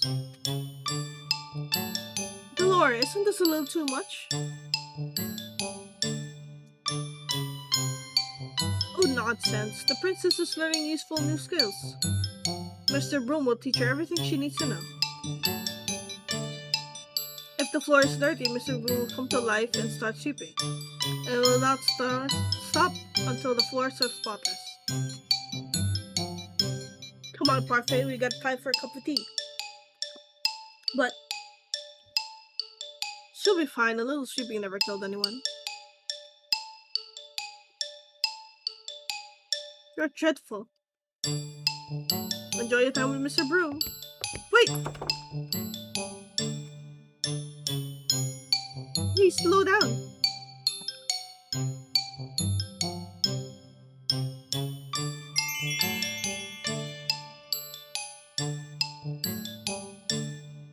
What the fuck?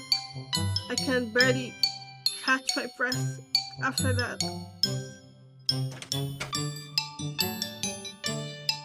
Princess, Parfait sent me to check.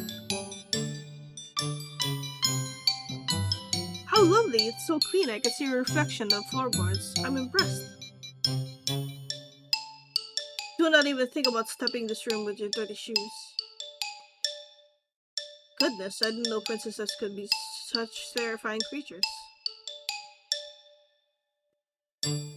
You're aware that the market is opening soon, yes? The floor isn't going to stay clean forever. Then do not open the market! I do sympathize with you, princess. It's difficult adjusting to the commoner's life. What would you know about that? More than you think. What? Oh, did I let that slip? That was my mistake.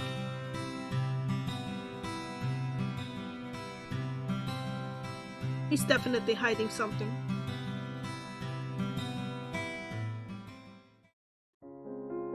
My hands are red and sore from all the sweeping I've done today.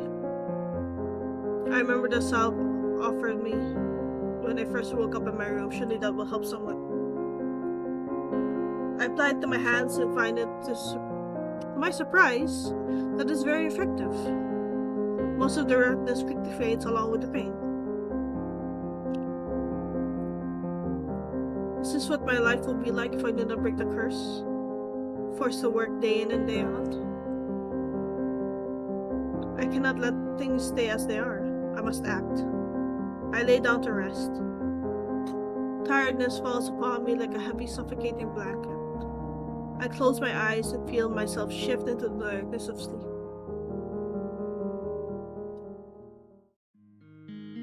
The Despite having slept for hours, I'm still tired when awake. I glance back at my hands and remember the salve's effectiveness. Whatever Anais gave me works, I should ask her to make me more. I feel like this is not the last time I will need it.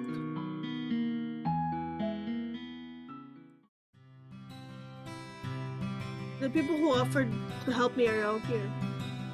Whom should I ask for help? Ooh.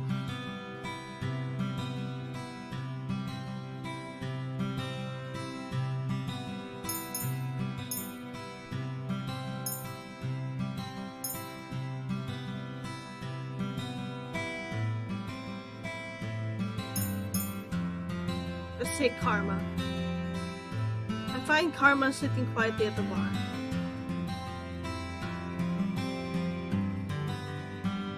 I walk over to where he is. Oh, Princess Najari, you look stunning as always in your work clothing. I'm here because I want you to teach me about goodness. Not even a compliment in return, I'm rather offended. Relax, princess, I'm just teasing you. I know this. Now can you answer my question? Princess, you do so wound me. It's going nowhere, maybe I should ask someone else. Princess, great, you made the right choice in coming to me for help, I assure you.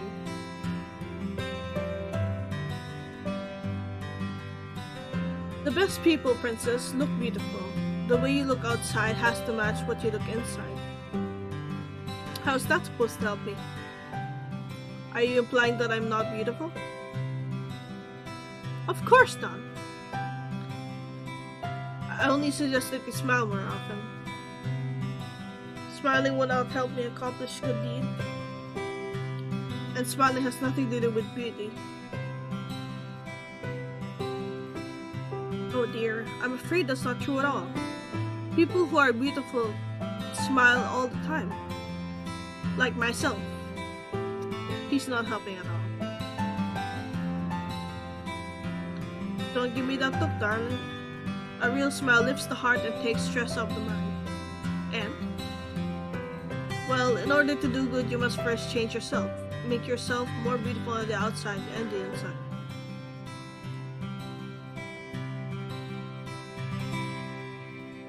He is as shallow as a puddle of water. Oh. I stare in the horror at the floor. Oh no. Gravel and sand are embedded between the floorboards. The wood beneath my feet is covered in thick mud. Oh! Uh-oh! Oh no! Stop! I never thought I'd see this. Princess actually sweeping. I'd say it's more like the broom is sweeping and the princess is just along for the ride. Any parfait orders have arrived. Where should I put them? At the back, please. Thank you. I glare at Garland as he begins to move. You! You're dirtying the floor! Sorry.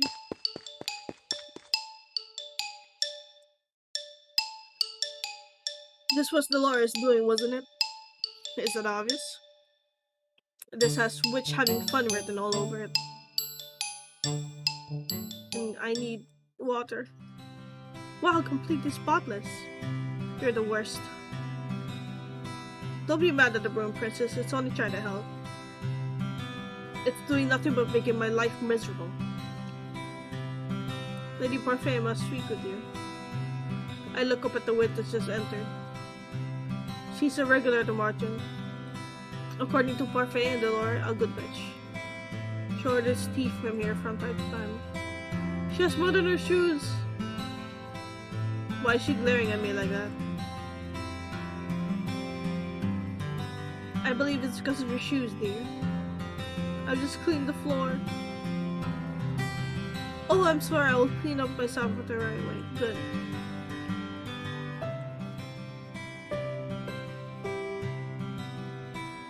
Princess is something else. I've never seen a witch so frightened of someone before. Yeah. The witch hurriedly cleans up the tracks she made coming in before going to speak with Parfait. Even though Parfait says that Dolora and this witch is good, I do not trust her judgment.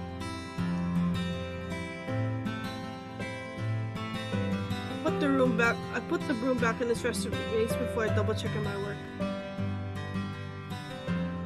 Now that I am done, I can continue to work on breaking my curse. Oh, whom should I ask for help today? Let's continue doing karma. I find Karma sitting at one of the tables looking out of the window. You're being quiet today. What a rare sight. Oh, Princess! Why would you be so surprised to see me? Because it's an honor every time you visit me. Have you come for my advice? I want you to tell me how to do a good deed. My, so straightforward. What's he talking about? It's really simple. You just do something without strings attached. No strings attached? Yes, you do something for someone without asking them to pay you back. It's hard to wrap my head around doing such a thing. Why would I do something without needing to? Have you done such a thing for someone before? Of course I have, Princess. That was a long pause. It was only a thoughtful one. Right. Is that all? I believe so. That tidbit of wisdom ought to serve you well.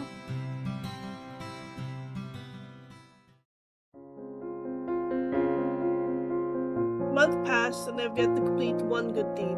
Not for any lack of trying, though.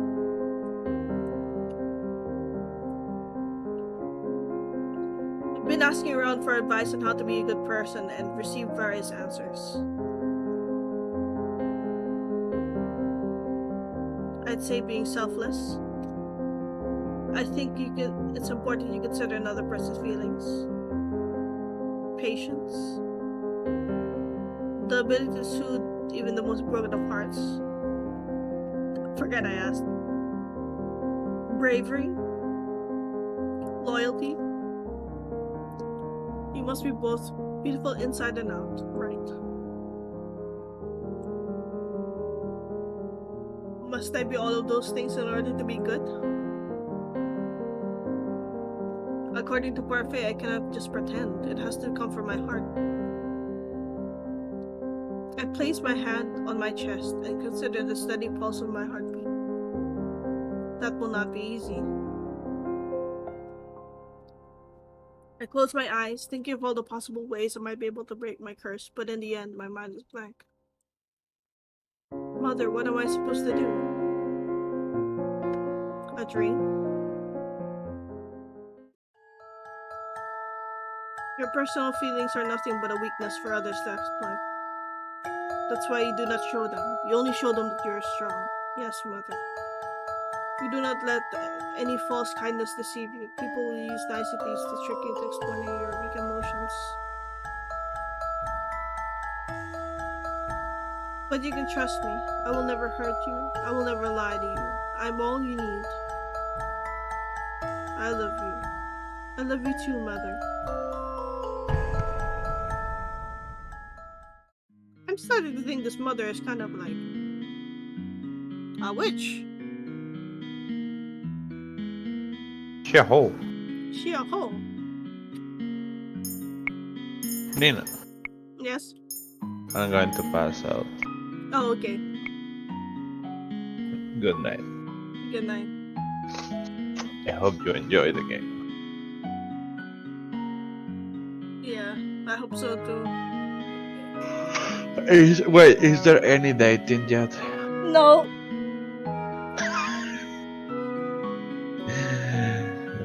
What the fuck? Okay, bye. Bye.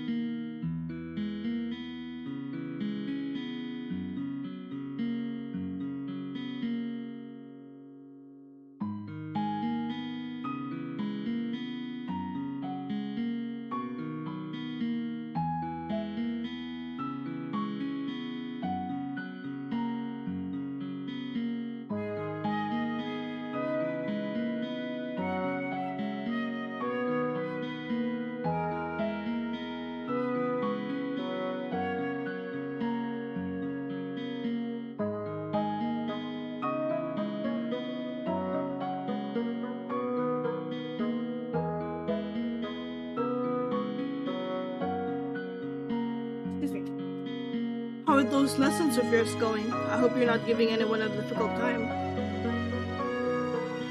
I'm the only one having a difficult time. Have you tried pairing up with someone?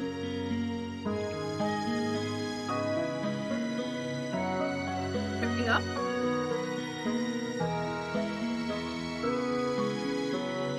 Some of the people in the tavern pair up to assist each other.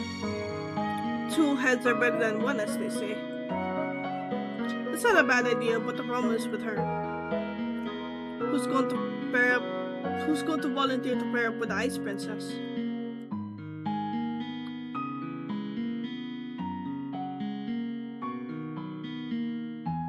What's the point? People may not dare at me anymore, but it does not escape me that I am still disliked.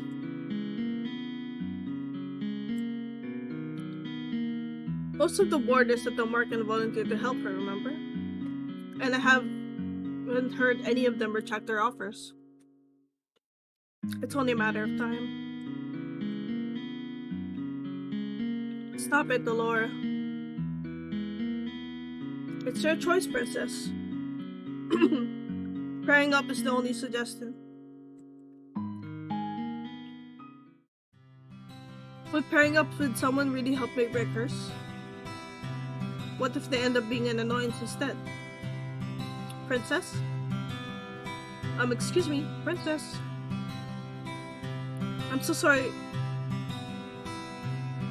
I'm so sorry for disturbing you, but you just been staring at your tray and the customer is waiting for his order. Of course.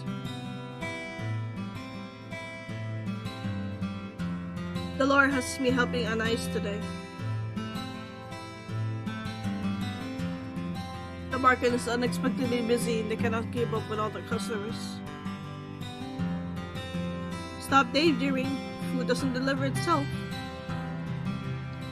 I do not need you to tell me that.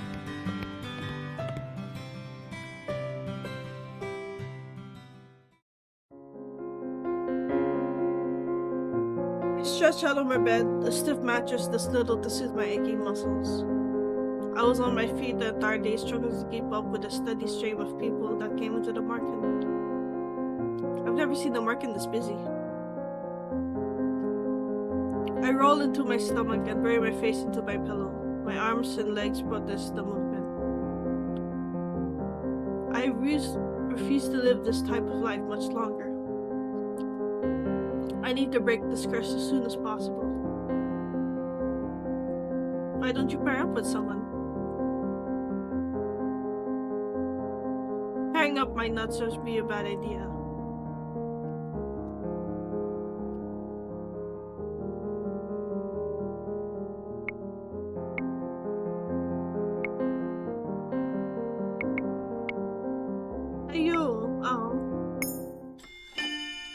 Secret practices.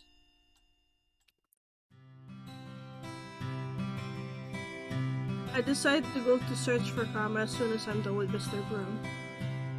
Or as soon as it's done with me. He should be sitting at the bar at our table.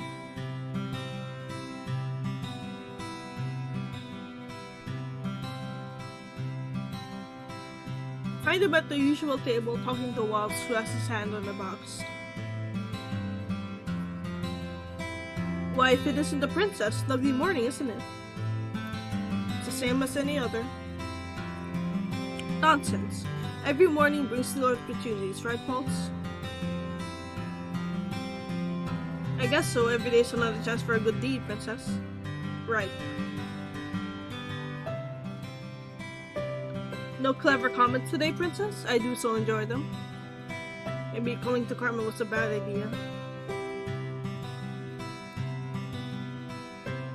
I would love to stay and offer advice, but Waltz and I better be off. We have work to do. You mean you're going to put me to work? Work? Parfait asked us to pick up some provisions for the tavern.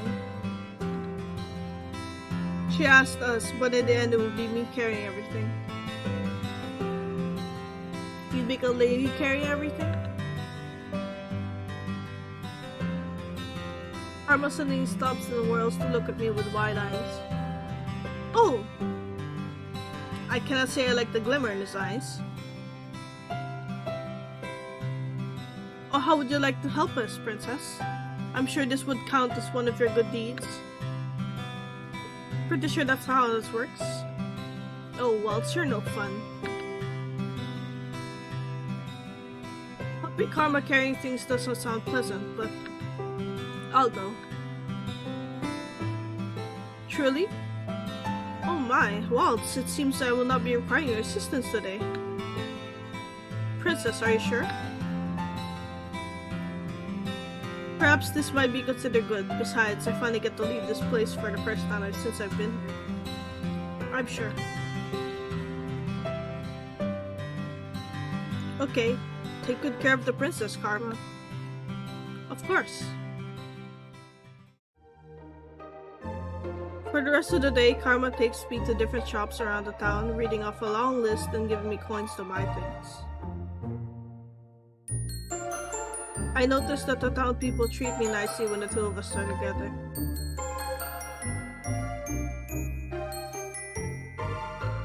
I do not understand why everyone likes Miss Karma so much, but maybe it's because they do not really know him. We stop in the middle of the town and sit at a small cafe on the outskirts to take a break. Miss Karma stole the picture of elegance. Why do you dress like a woman? Darling, not so loud! Why is this even a secret? It's related to my curse. I mentioned that before, didn't I? What was your curse again? Karma was one of the only people at the tavern who did not share what his curse was. Is knowing my curse even so important?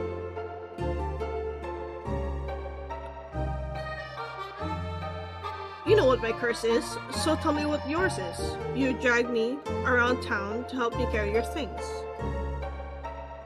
But princess, those aren't even my things. They weren't mine either. Okay, I will tell you, though it's very sad. I don't think a curse is meant to be a happy thing.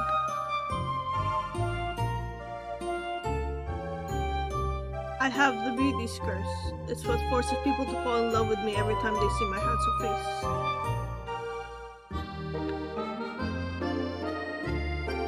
Terrible, isn't it? It's not that terrible. I do not think it's that terrible. You can work around it. You have your disguise. Yes, I suppose I do, don't I? People loving you isn't such a bad thing, is it?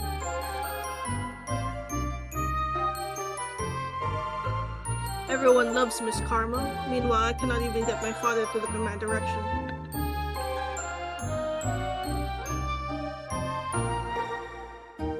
I prefer a person to love me as I am, not because they're compelled to do so because of a curse. I can feel his eyes on me. I refuse to look at him, thinking that his gaze must be filled with judgment. Princess, are you okay? Why wouldn't I be? You look a little lost in thought. I'm fine. Still, it feels like I'm missing something. Is that the entirety of his curse? But don't people fall in love with you when you're a woman as well? No, princess, that love is admiration or appreciation, sometimes lust. And when you're a man, they swarm to be like moths to light. It becomes suffocating. Whom does it affect?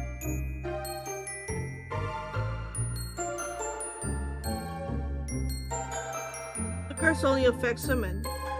It is a condition of the curse that they be a woman and that I be a man. It's part of the fairy tale. Which fairy tale? The one with... Oh!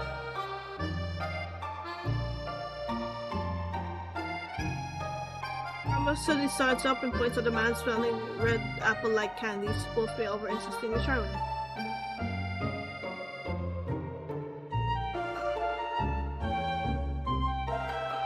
Karma somehow manages to be distracted for the rest of the day and is able to effectively dodge my questions.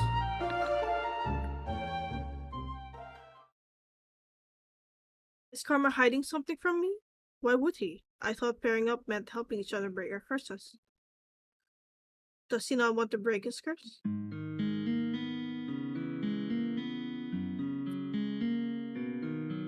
Oh, thank you so much. We were in dire need of these supplies. I supervised her well, didn't I? Of course, dear. You did not do anything. Princess, you wound me. It's the truth. While we had that nice talk, you avoided half my questions. It becomes a very forced yawn. I'm going to bed. Today's been a dying day. Excuse me, darling. Sleep well. Sleep well, Karma. Karma walks away, leaving me alone with Parfait. He's not so bad, you know. I do not know why I agreed to work with him. Give him a chance. I did not get a single good deed today.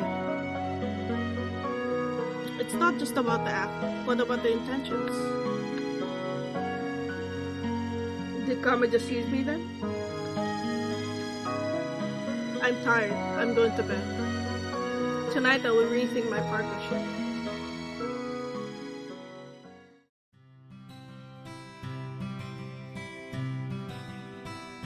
I barely slept that night. When I wake up the next day, my body is sore from carrying supplies around town yesterday. The more I think about Karma, the more my anger boils inside me. How could I have not in good deed yesterday? I decided to find him first in the morning.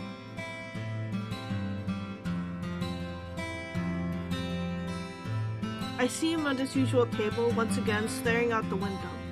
A dark aura seems to surround him, and I notice no one sitting with him today. Karma. He keeps staring outside, and his eyes are glassy. Karma! Oh, Princess, good morning. It's far from a good morning. I did not sleep well at all last night. What a shame. His voice is surprisingly cold, his tones rather submissive. I was too busy thinking about yesterday. You told me that helping you would maybe help me complete a good deed.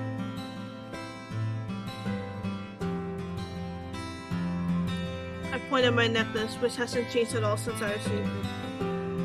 Do you see? Not another piece. You get pieces added to your glass slipper, that's charming. I was thinking that pairing up with you was a bad idea.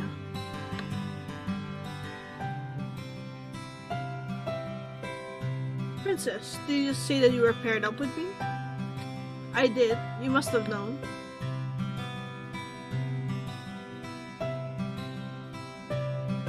Oh my, I just assumed you wanted to help me. I didn't know you were pairing up with anyone.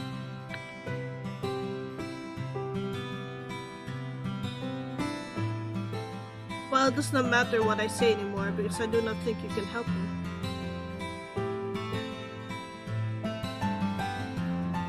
Princess, I cannot help you do a good deed. You have to do them on your own.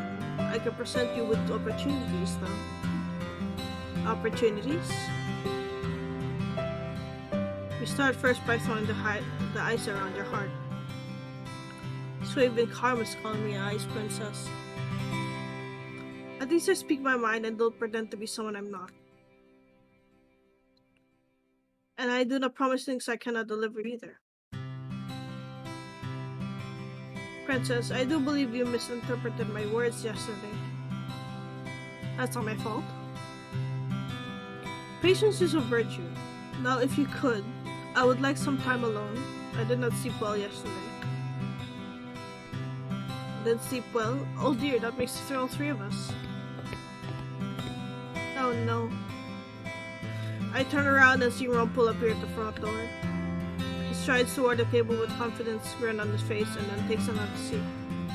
Karma lets out a sigh. Foul man, what are you doing here? You flirt with... Oops. You flirt with a man once and he hates you, is that it? No, you flirt with a man, then you insult him unnecessarily. Oh, I thought it wasn't all good fun. Something about the expression on Rumpel's face tells me that's not true at all. Are they always going to be at each other's throats now? What are you doing here, Rumpel? I couldn't help but overhear that you were looking for a partner, Princess. I thought I might offer my assistance since I know I can make you far happier than this fool over here. Oh! Would you like to hit you again? What's the problem, sir? I only came to provide assistance where you could not. Rumpel turns to me, grabs my hand, and winks at me. What do you say, Princess? We could be wonderful partners, and in no time, I swear I would have your heart aflutter. Before I can snap his hand away, Karma slaps him and said, I cannot help the surprise on my face. Would you like another slap? I'm in no mood for pleasantries today.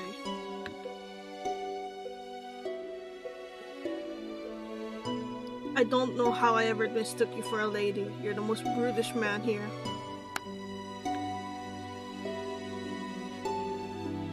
A slap for each cheek, darling. Would you like a third? Rumpel stands abruptly from the table and glances at Karma. I can almost see the electricity bouncing between the two of them as they stare over my head at each other. I see Jurian walking towards us with a stern look on her face. I would never hurt a person unnecessarily. I don't resort to violence. My, then that gives me all the openings I need.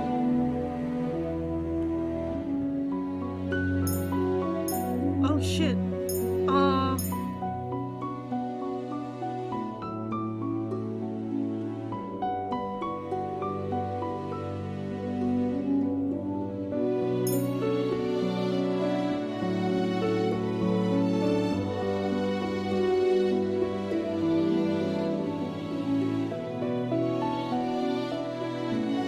No matter how annoying Rumpel is, I don't think he deserves to be abused so much. Besides, Karma doesn't usually lash out like this. I move to stand in front of Rumpel. Princess? This is pathetic, Karma. I know you're not in the mood for pleasantries, but that's no excuse to hurt Rumpel. Princess, please move. You're acting like a pollutant child. Fine, you're right. I wasn't expecting him to easily admit to a mistake. I'm only standing up for you, Rumpel, because Karma's annoying me.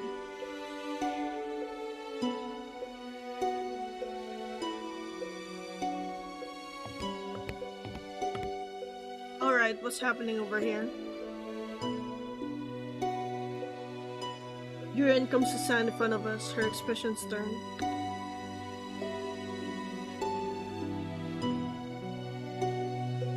Oh, nothing, my sweet. I was just showing myself out. Thank you, Princess Linja.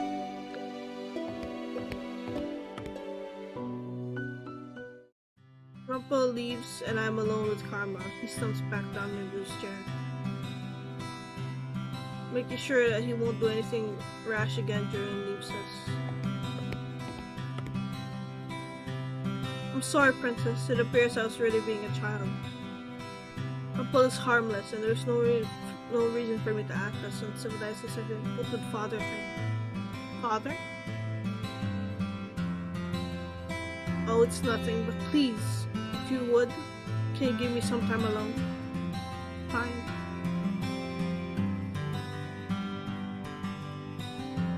I leave Carmen sitting there by himself, then return to the front of the tavern, where Anna has more chores ready for me. Today I will work as a server, which is still better when I'm working with Mr. Broom. The usual people are at the tavern, and I overhear conversations as I work. At one point, Garland walks over to the bar, and Anna serves him a drink. He looks sullen, and I watch him curiously for a few moments. I I noticed that he is staring at Duran, who is talking sternly to two drunken men consciously clapping their bottles against the table.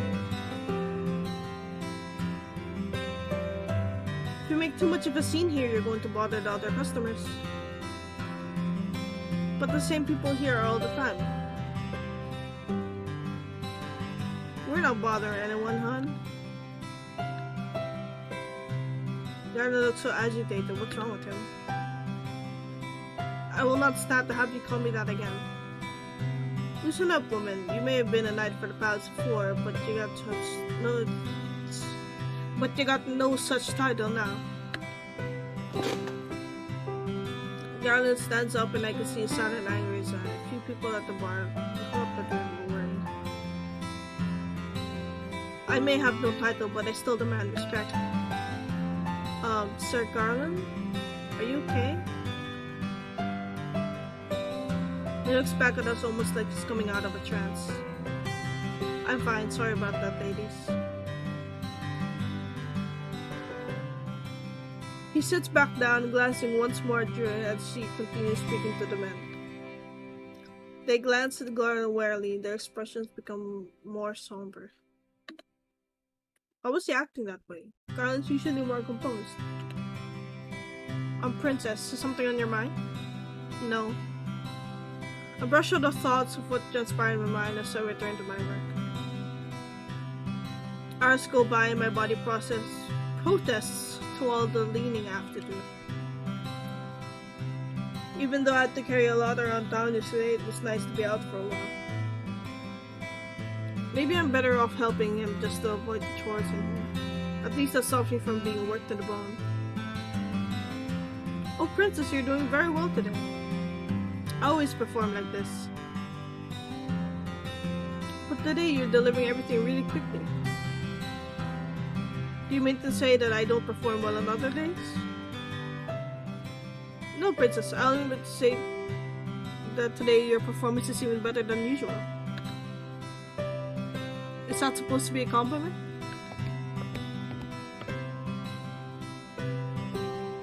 I walk away from Anais, who stares after me sadly. If she wanted to give me a compliment, she could have said something that wasn't so backhanded.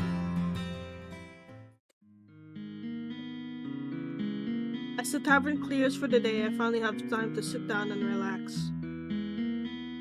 As I'm sitting there, Waltz pulls up a chair and sits in front of me. Hello, Princess. I heard from Anais you were excellent at your job today. Congratulations on improving. Princess? So you're mocking me now too?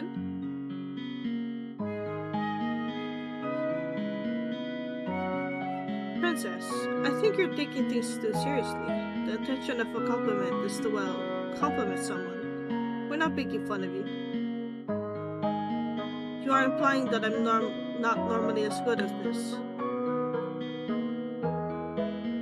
We never said that you weren't good at this, only that you were better today. Let me give you an example. I put on a puppet show for kids.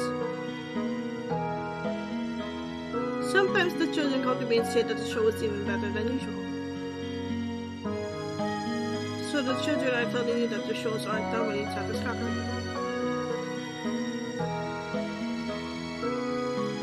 Not at all. The children always smile regardless of whether they really like the show, so as long as you're trying your best, that's all that matters. The people in the bar are always smiling when you deliver food to them, aren't they? No, no one likes me here.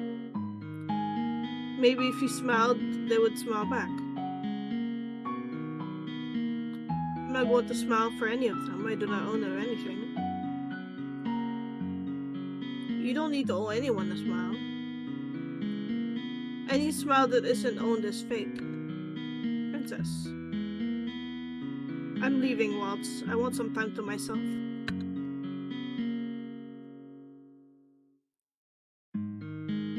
I walk upstairs to my bedroom, pointedly ignoring the look of sadness on Waltz's face.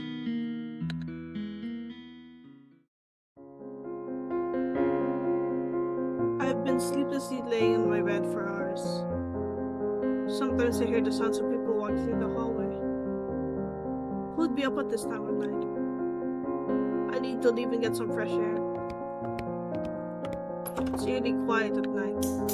I stop when I hear faint sounds from coming outside. Go outside. Well, I did say I needed some fresh air. No point in backing out now. I walked to the front door. Princess? I turned to see Delora looking at me with amusement flickering in her eyes. Princess, what are you doing? Getting some fresh air. It's dangerous at night, you know. You can't just keep me inside like some caged bird.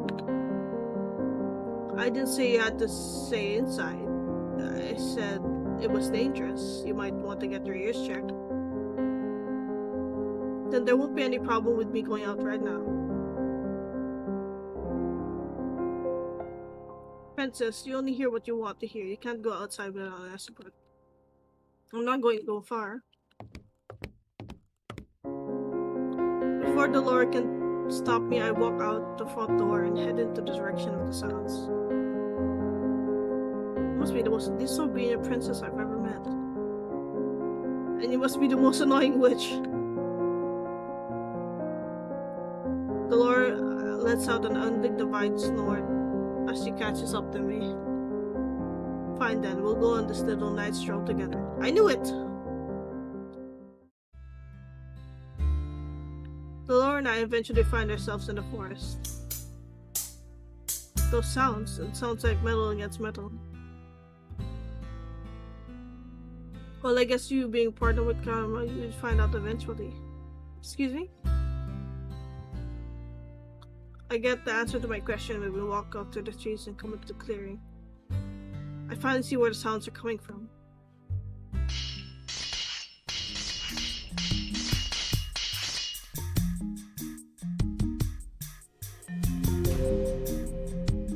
Two men standing in the clearing, swords clashing. One of the men is Garland, who's poised with the sword. It takes me a moment to realize that the other is Karma, who isn't in a dress.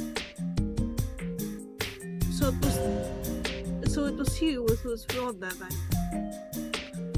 Neither he nor Garland noticed us at first. Princess, you're staring. Of course I am. What's all this?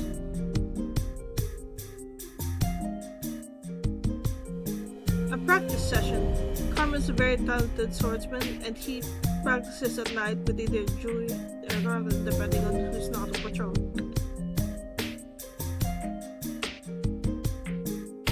Karma can use a sword that well. The king told me once that only knights could have such skill. Just who is Karma? Oh, if it is a princess. His voice is nothing like the feminine voice I always hear from him. Karma actually sounds like a man. I notice him looking at me between the strikes with a little smile.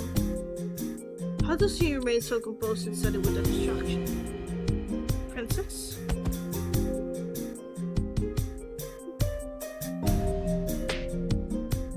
Karma quickly finds an opening Garland's hesitant stance and then flings him to the ground with his sword, still smiling. To be distracted is to die, Garland. I know.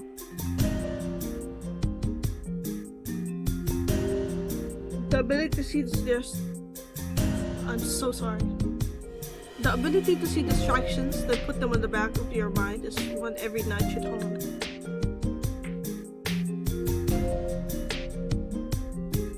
You must know that everything that is happening around you, but only deal with the pertinent things. Yes, sir. Karma straightens his sword in hand. Moments later, Garland stumbles to his feet and gives a obedient bow. Karma nods at him before sheathing his sword. A slow melancholy begins to creep into my heart. For some reason, seeing this sword practice makes me nostalgic, though I'm not sure why. What are you practicing for? To protect, princess. Knowing the sword is the same as knowing the shield. It's a means to protect. To protect? I think I remember having this kind of conversation with them before.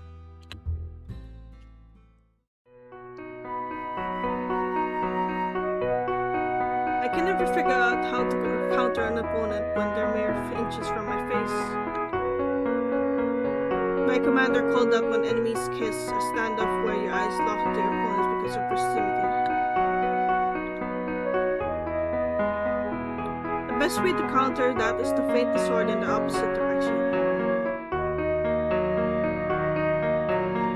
It throws the opponent off because they're not looking. Oh, that makes sense, but the enemy's kiss, what an aim. It seems so dramatic for a sword move, doesn't it? Swordplay is dramatic though, isn't it? Isn't the most effective sword not meant to be flashy? Princess, I didn't notice you there. Good morning, Princess. Well, the most effective sword cannot be predicted. The commander says it needs to be robust.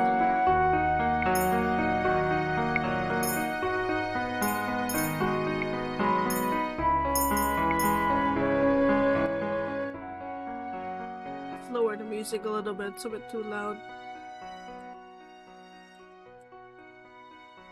There you go.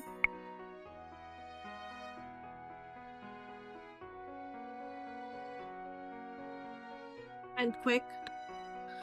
Sometimes swordplay can look like dancing though, which is why I think professionals are flashy. That seems unnecessary. Everyone has their own methods, their own skill. All of us knights fight for different reasons as well. Isn't it to protect all of us in the palace? Well, yes, but we protect everyone in the castle for different reasons, Princess. The knights protect for different reasons. I return to Karma. But Karma, you are not a knight.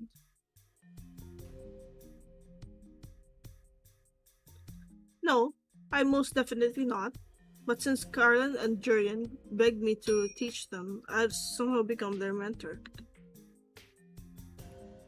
There's no way Garland and Jurian would do that. After all, both of them were best knights in Angel before they were stripped of their titles. Karma actually speaks the truth. Jurian and I really did get down on our knees to beg him to instruct us. What? Is Karma really so talented? So you're finally impressed with me. What do you think, Princess? Am I a picture of elegance in this outfit, aren't I?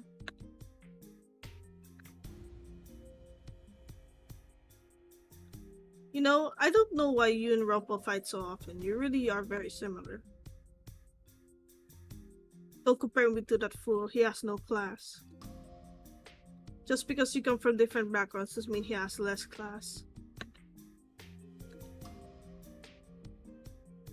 So the reason why you were so tired today is because you do this practice at night? Oh, suppose I've been caught red-handed. Why does this have to be a secret? Does this have to do with Karma's curse? But he's not in this disguise now. He could have been working breaking our curses today, but no, you decided that staying up late in the night practicing was more important. That's probably why you were grumpy this morning. Well, our protection is vital, don't you think? Darlan, you were at the palace. How was it that Karma possesses more skill than the sword than you? Princess! Karma is special, Princess. He's more... And I do pride myself on being a splendid instructor. But never fear, Princess. I will help you dispel your curse. After all, you did just say that we're still partners. Can he really help with my curse? But how will he do that just by presenting opportunities? We'll try again tomorrow, darling, but for now, Garland and I have some more work to do. This time, Garland, do not lose focus. Yes, sir. The sound of swords carries through the night air for a long while. I stand with Dolor watching the two men fight. Karma chides Garland off and telling him that his concentration is waning. Karma's a good swordsman, perhaps even better than the Palace Knights. His nimble swordplay repeats again and again in my head even when I return to the tavern for the night.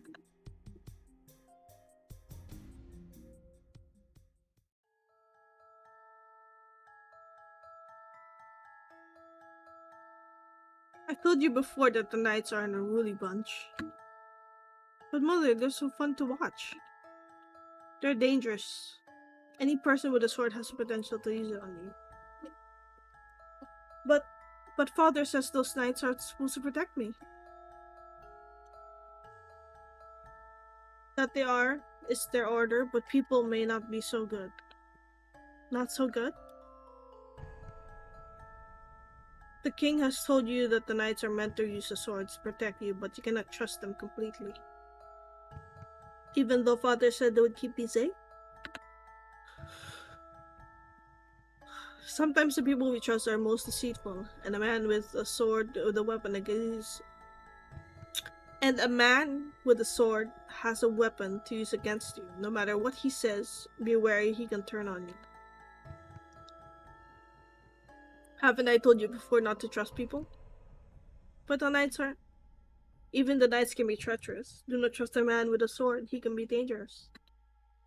Yes, mother, I understand. Try to understand, sweetie, I only want you to be safe. Yes, I understand. Ugh. Girlfriends.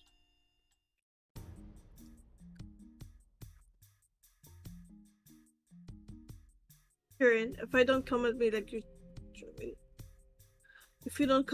you truly mean to stab me, you'll never land a hit. Yes, ma'am. Yes, sir. It's been about 2 weeks since I first saw Karma here in the forest practicing with Garland. I've come here every night since then, though I never stay as long as Karma since I actually have work to do in the mornings. Alright, here I come. The two swords clash, Karma laughs as she throws Julian back and taps her lightly on the shoulder with the sword. That makes 4 hits, and that one was easy. Is that the best you can do, Juliet? I notice that every time Karma practices with Julian, he's in his Miss Karma disguise. He says it's because of the curse. He says it's because of the curse, and he doesn't want Julian to fall in love with him.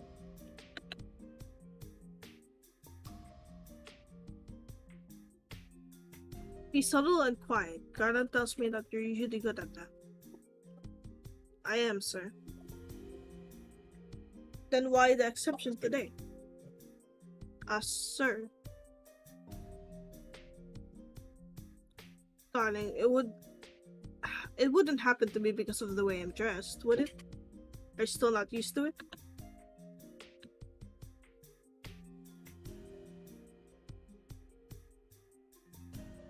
Hit the nail on the head, have I?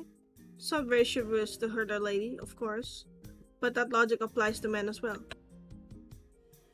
An enemy is an enemy, Julian, even if your enemy is a delicate flower like myself.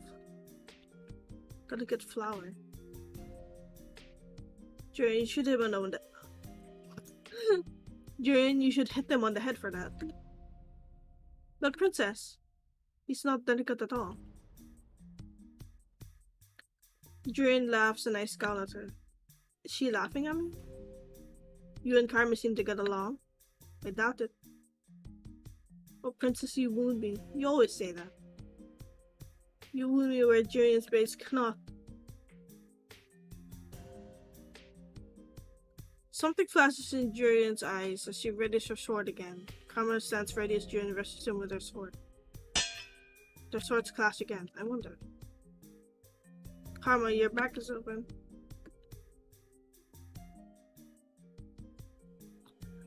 Karma turns. Julian taps him on the shoulder and laughs out loud. I did it. A single hit. It looks like you have a weakness too, Karma.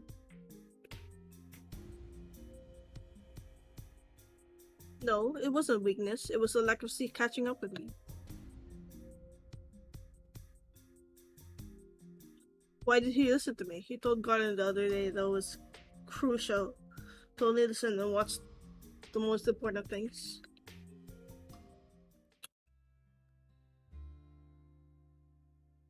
Alright, practice is over for now. I can see Garland coming for his practice.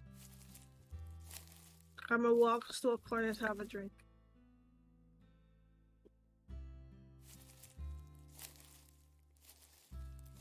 On her way out, Julian gives a solemn nod to Garland. She pauses to say something to him, but looks at me, noticing my vague curiosity.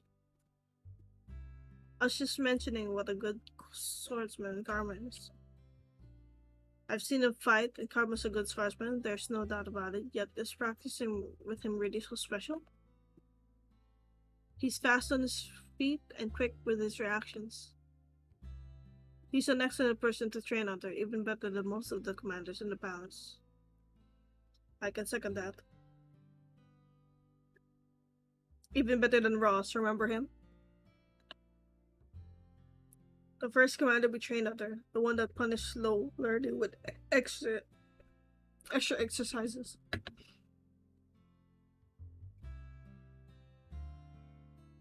You always had something to do. You always had to do more exercises than I did. Something about you being distracted. I was watching the way you swung your sword to make sure you didn't hurt yourself. You've always been overprotective. Well,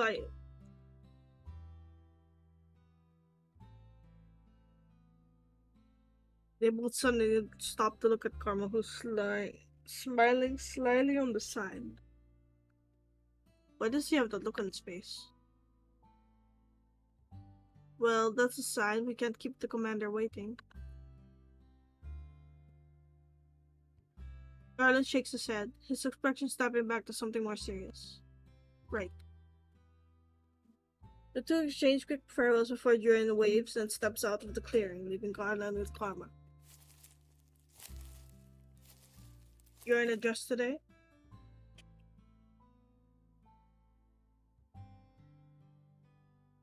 Are you two really so opposed to hurting me when I'm in a dress, or are you worried about ruining it? No. It's just so strange, you move so well, even in a long dress. But yes, Duran did mention almost stepping on it once. Impossible, I'm the picture of elegance. Of course, sir. Karma shrugs at Jarlin's comment off. The two ready their swords, then get into practice.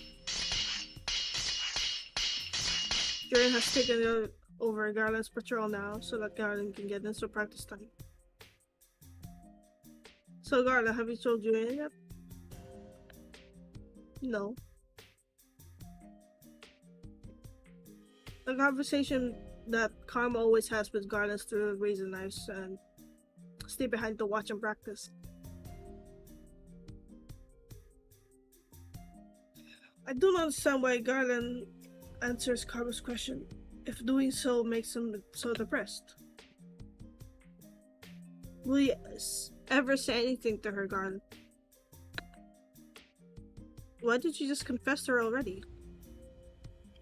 Ayo!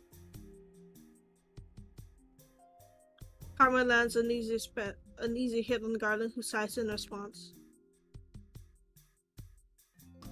Whenever Garland thinks about Duran, he gets distracted. I do not understand his feeling at all, but seeing him remain quiet frustrates me. Duran is talented and posed. I could never be good enough for her. You'll never win a woman's heart if you don't compliment her looks as well, Garland. Well, she's pretty too, beautiful, and then there's me.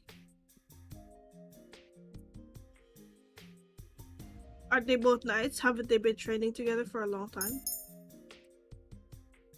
Well,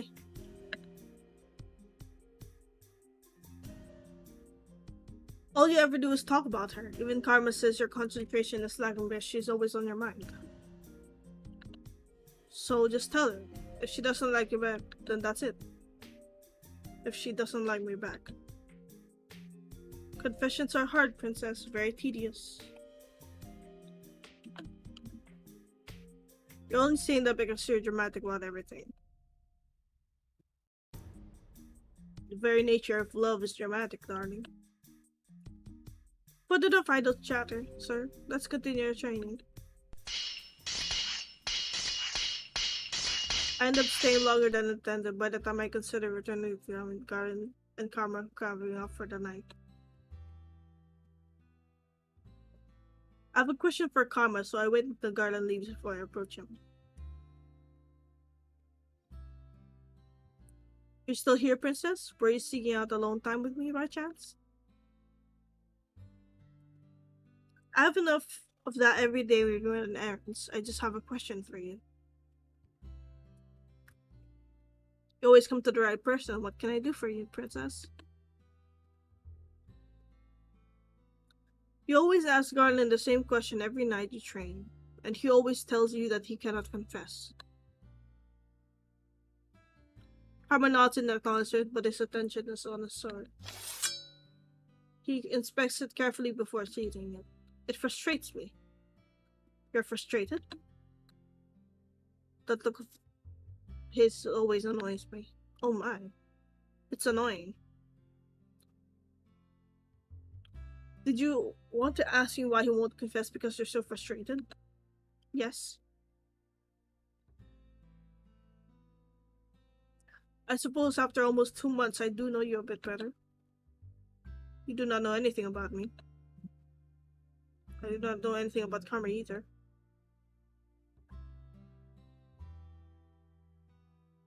Confessing isn't easy.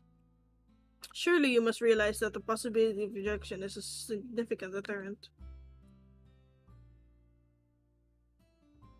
But if you never ask, you never get an answer, and the stress of worrying stays with you and ruins everything. Why are you staring at me? Is that the reason why you're so blunt, princess? Blunt? You're far more blunt than I am. You truly are amazing. You're sharp as a knight's blade. I'm not amusing. That's a matter of opinion, darling. It really is insufferable. And yet I come to it for advice. The scariest part of confession is the possibility of rejection. Can you imagine loving someone and finding out that they don't feel the same way about you?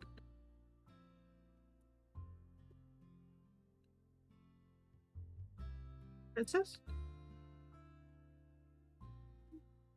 Karma reaches out to brush a strand of hair off my face.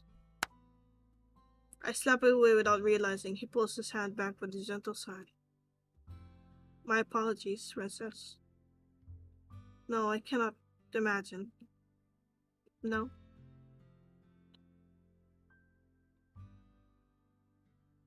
I always knew my father loved me, but my understanding is so different from what Karma's referring to. Besides, I no longer hold any love in my heart for the king. I've already given up hope on him. Right? It's a good thing you haven't experienced a rejected love, princess. It's one of the worst feelings. Karma asked to be alone, so I returned to the jam myself that night.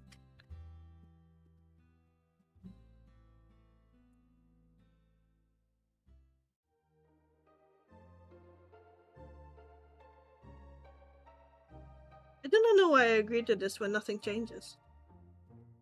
Today, I'm once again out town with Karma running errands. Since we've been partners, he insists on me coming with him every day. Why do you need a new dress? Because a lady needs all kinds of dresses in her closet. Variety is key when you want to make a good impression.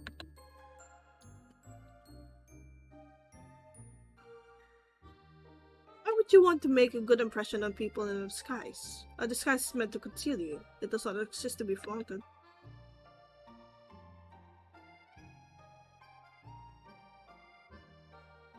Oh no, darling. I only wear the disguise to stop the curse from working on people. It's not really meant to conceal anything but the fact that I am a man. Being doted on by a married woman or by a woman in love with another man is especially noted. Is the curse really that powerful?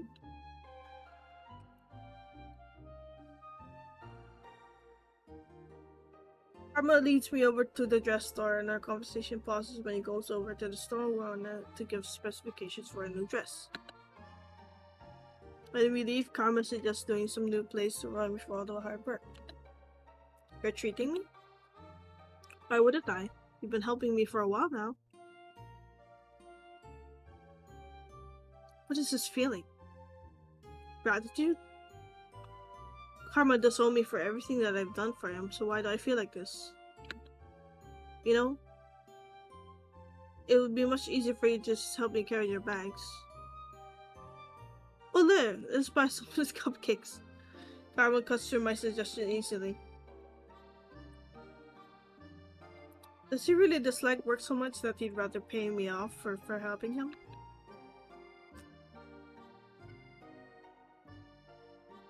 Karma takes me to a stand, showcasing all kinds of cupcakes. There are some with colored frosting, others with fancy decorations. Some are especially eye-catching, like a bright blue cupcake decorated with little stars.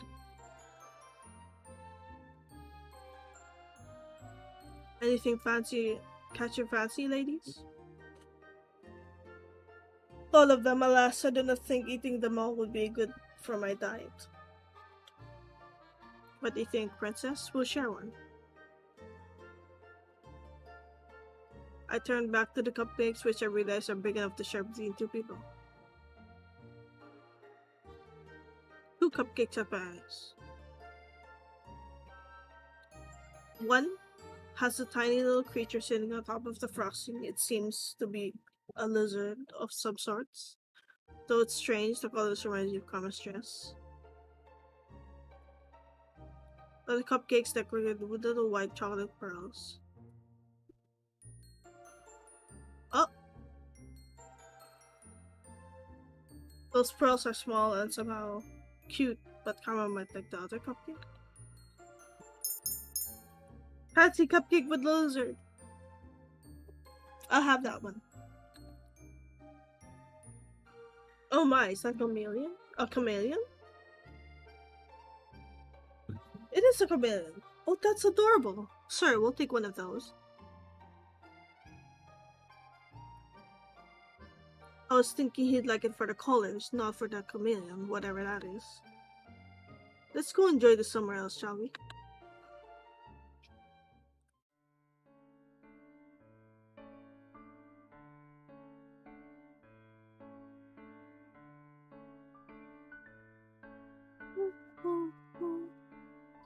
Carmen leads me down the middle of the plaza and the two of us find a table. He walks off to get a fork and a knife before turning and handing a set to me. Do we really need a fork and a knife to eat the cupcake? So before we got your dress, you just tried to make cupcakes. We were talking about your curse. Were we? It's not an interesting topic. I was glad we had gotten off that tangent, to be honest. Why don't you want to talk about it? You have your secrets just as I do, Princess. But the whole point of pairing up is to help each other with our curses. Princess, you want to help me? I haven't made any progress helping you, though. You said you would provide me with opportunities. I'm not very good at that, am I? I'm sorry, Princess. Well, I don't think I've done anything for you either.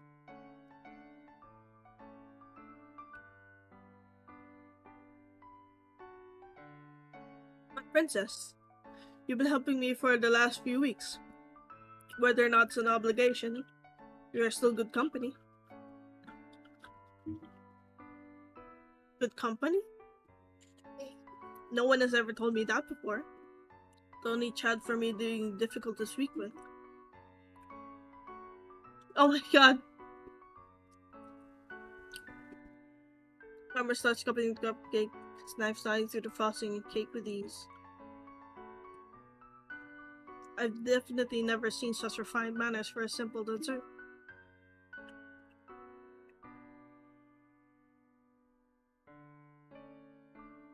So what was your life before the Cursed Princess?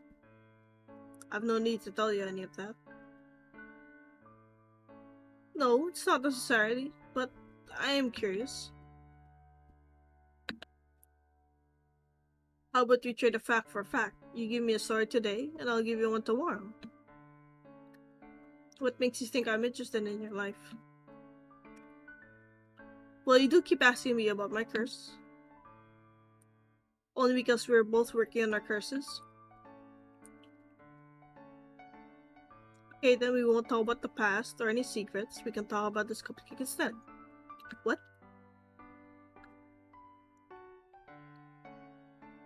Karma cuts the chameleon top in half, and I notice he gives himself the head, which is a lot cuter, while he gets stuck with the tail. Chameleons are little lizards that can blend into their surroundings. Is he willing to go this far to avoid the subject? When I was a child, my father used to call me a chameleon. What? I hid a lot to avoid responsibilities. Oftentimes, no one could find me, not my father nor the servants. If he had servants, that makes him a noble. One day, I was out searching for a mythical creature in our garden, and I came up upon the chameleon. It was a small, silly little lizard, but I only found out because I was looking for something fantastic. The lizard in the cupcake does not seem all that fantastic. My father explained what it was to me, and he started calling me a silly little chameleon. It was ridiculous, but he always said I was very good at hiding, so it suited me. What is it, princess? It seems you're still good at hiding. You hide behind your disguise and keep many secrets. I suppose I'm still a chameleon then. I don't think that nickname makes any sense. Sometimes they don't have to. Nicknames don't have to make sense to be endearing, princess. Can we please just get this back to the subject at hand? Yes, this cupcake. If you insist on sharing a story for a start, then I will tell you something about me. Oh? You don't seem like the type that I want to share. Normally, I do not see any reason for sharing things about my past, no. Mother once told me to confide in someone else was a weakness. But more than that, I was always worried others would judge me. No one ever wanted to listen to me. I know enough about others' opinions of me to know what they think I'm the one at fault. Always. I wouldn't judge you, princess. I wouldn't judge you for not wanting to say anything to me. I divulged nothing to you after all. A story for a story, that's the deal, right? I expect you to keep it. Or rather, a fact for a fact. It's not like I have to tell him everything, just something about myself. I will tell you about my life at the palace. Not as if it's a secret, though I doubt Karma would understand. Ever since my mother died, the palace has been a cold place. Why the surprise? Is it because you see Emmeline and Rod and assume we're all one big happy family? I do have to admit that Prince Emmeline seems quite gentle. Prince Rod is quiet, but he seems like an honorable man.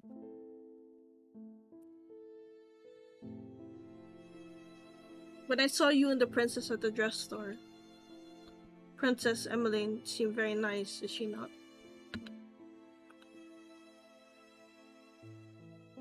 Her kindness is fragile at best. She tries far too hard for it to be genuine.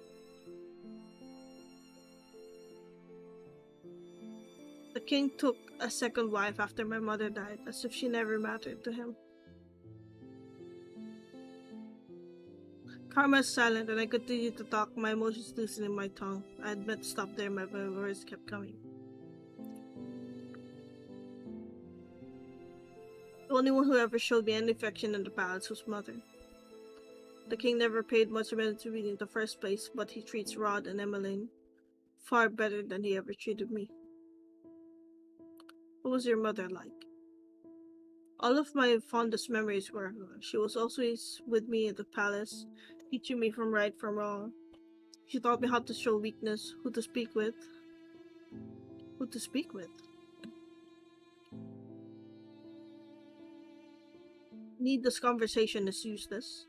People who are often very likely to lead you astray. That was the reason I never saw any reason to speak with the townsfolk. Will you judge me as everyone else does? No, princess, I'm not judging you. I'm just a little sad. Sad? Why would he be sad? Sounds like you lived an empty life. It was not an empty life. But it sounds as if your mother separated you from everyone.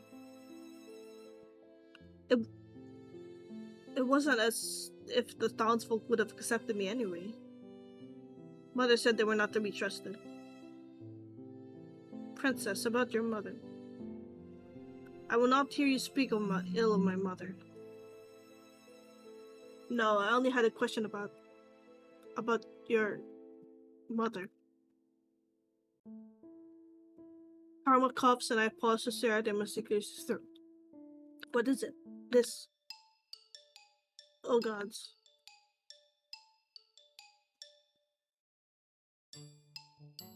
I hear the change immediately, his voice lower, far lower, the softness is gone. Karma puts a hand to his throat and grumbles.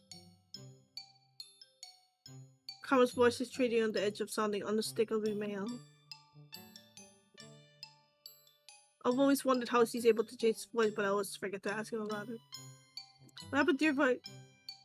Oh, it's Miss Karma. Uh-oh. I turn to see a young market girl approaching us. She looks at Karma adoringly.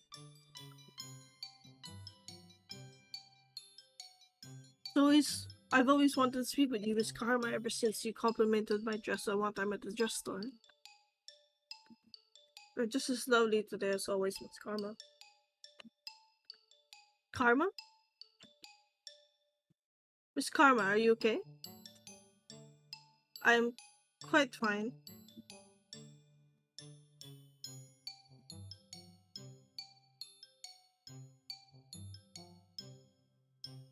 Excuse me, I'm feeling under the weather.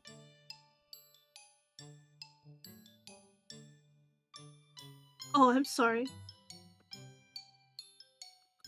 Karma turns to me urgently, but I'm too amused to offer any sort of assistance. What is it, Miss Karma?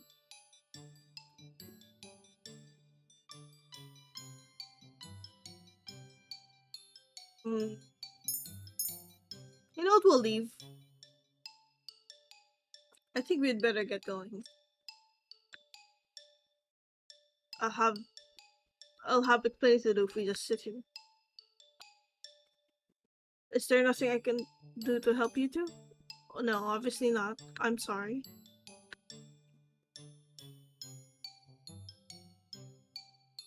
Leaving.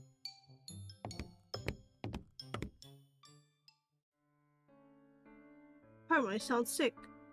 Let's run out. Run out. The potion that Parfait makes for me. I must have talked too much.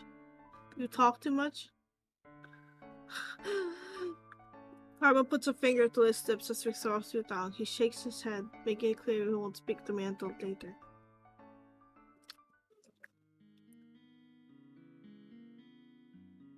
When we arrive at the tavern, it's already dark. Karma pauses and turns to look at me.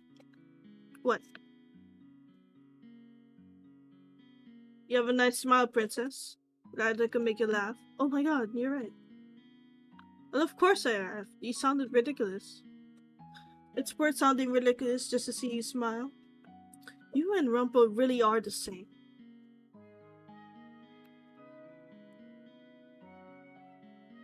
Karma doesn't face him. He smiles wildly as he leaves for his room.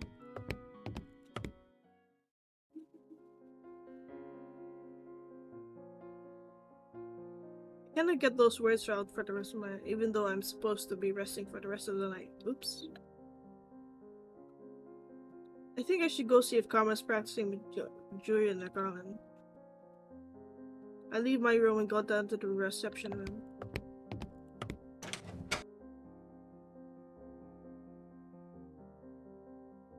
Delore and Parfait let me go to the forest at night alone now since they know I'm meeting up with Carmen. Parfait's in the reception room tonight reading a book. I was always told that reading in the dark was bad for your eyes. Oh, Princess, I didn't see you. I noticed that you closed the book and I can read the cover. He's reading Cinderella. That's my favorite, of course. The Great War was caused by fairy tales, right? Yes, that's right. And yet you're reading one. The curses are based off of those fairy tales, after all. But why are you reading Cinderella? My curse isn't anything like the fairy tale, it's reversed. That's true, but the mortals remain the same. In order to become Cinderella, you must be good like her. Cinderella had everything handed to her by her fairy godmother. I had everything taken away.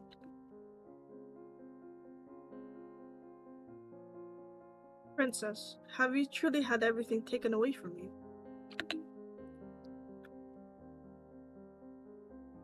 Compared to what I used to have, what I have now might as well be nothing. You have friendships and people who enjoy your company. No one in this tavern enjoys my company.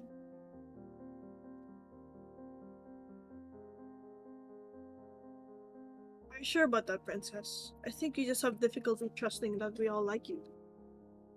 Like me? Why would you like me? You've become like family here. I haven't been here that long. It doesn't matter. Everyone here in Markan is family. Family? Family. You're saying that everyone in the Markan is like family. Princess, you're one of my boarders. You're more than just a regular here. You live with us. So, like I said, you're family. I speak more with the people here than I ever spoken to my own family. In the past, I was always alone. The only person I could speak with was Fritz. I go to watch Kama practice, and not in response. Be safe, Princess. As I head to the door, I recall what happened earlier today. Parfait, what is this potion you make for Karma? You mean the potion I make to change his voice?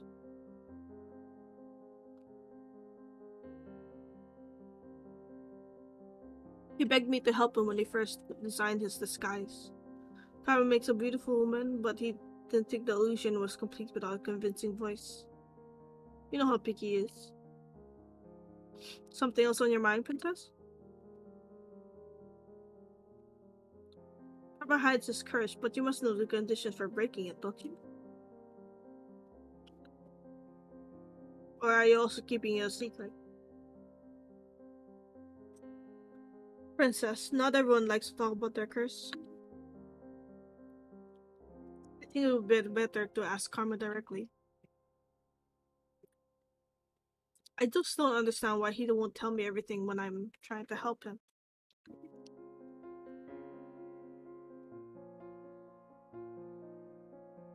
Just as you think your good deeds are difficult, there's also something about Karma's curse that he can't come to terms with.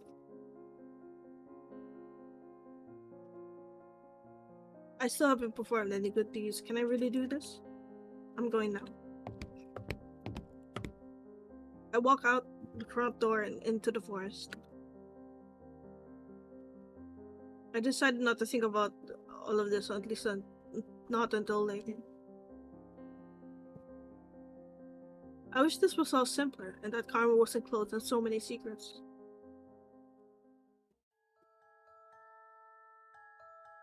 Mother, I went to town today. I told you not to go to town. Did your father take you? He told me it would be fun. No, was it? No, everyone looked at me. I'm really angry. I don't know why. The townsfolk are jealous of you. Jealous? They're bitter, but they're loud in life because they had seek days for status. You cannot trust them. You cannot trust anyone but me. Trusting others will only lead to heartbreak. You only have to trust me because I will never hurt you.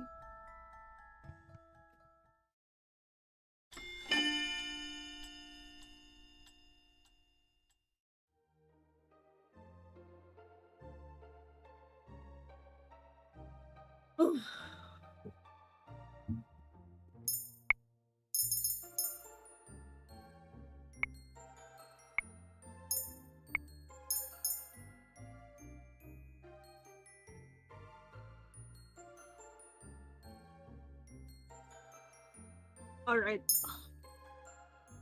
I think I've had enough for today. I'm getting increasingly tired. And sleepy.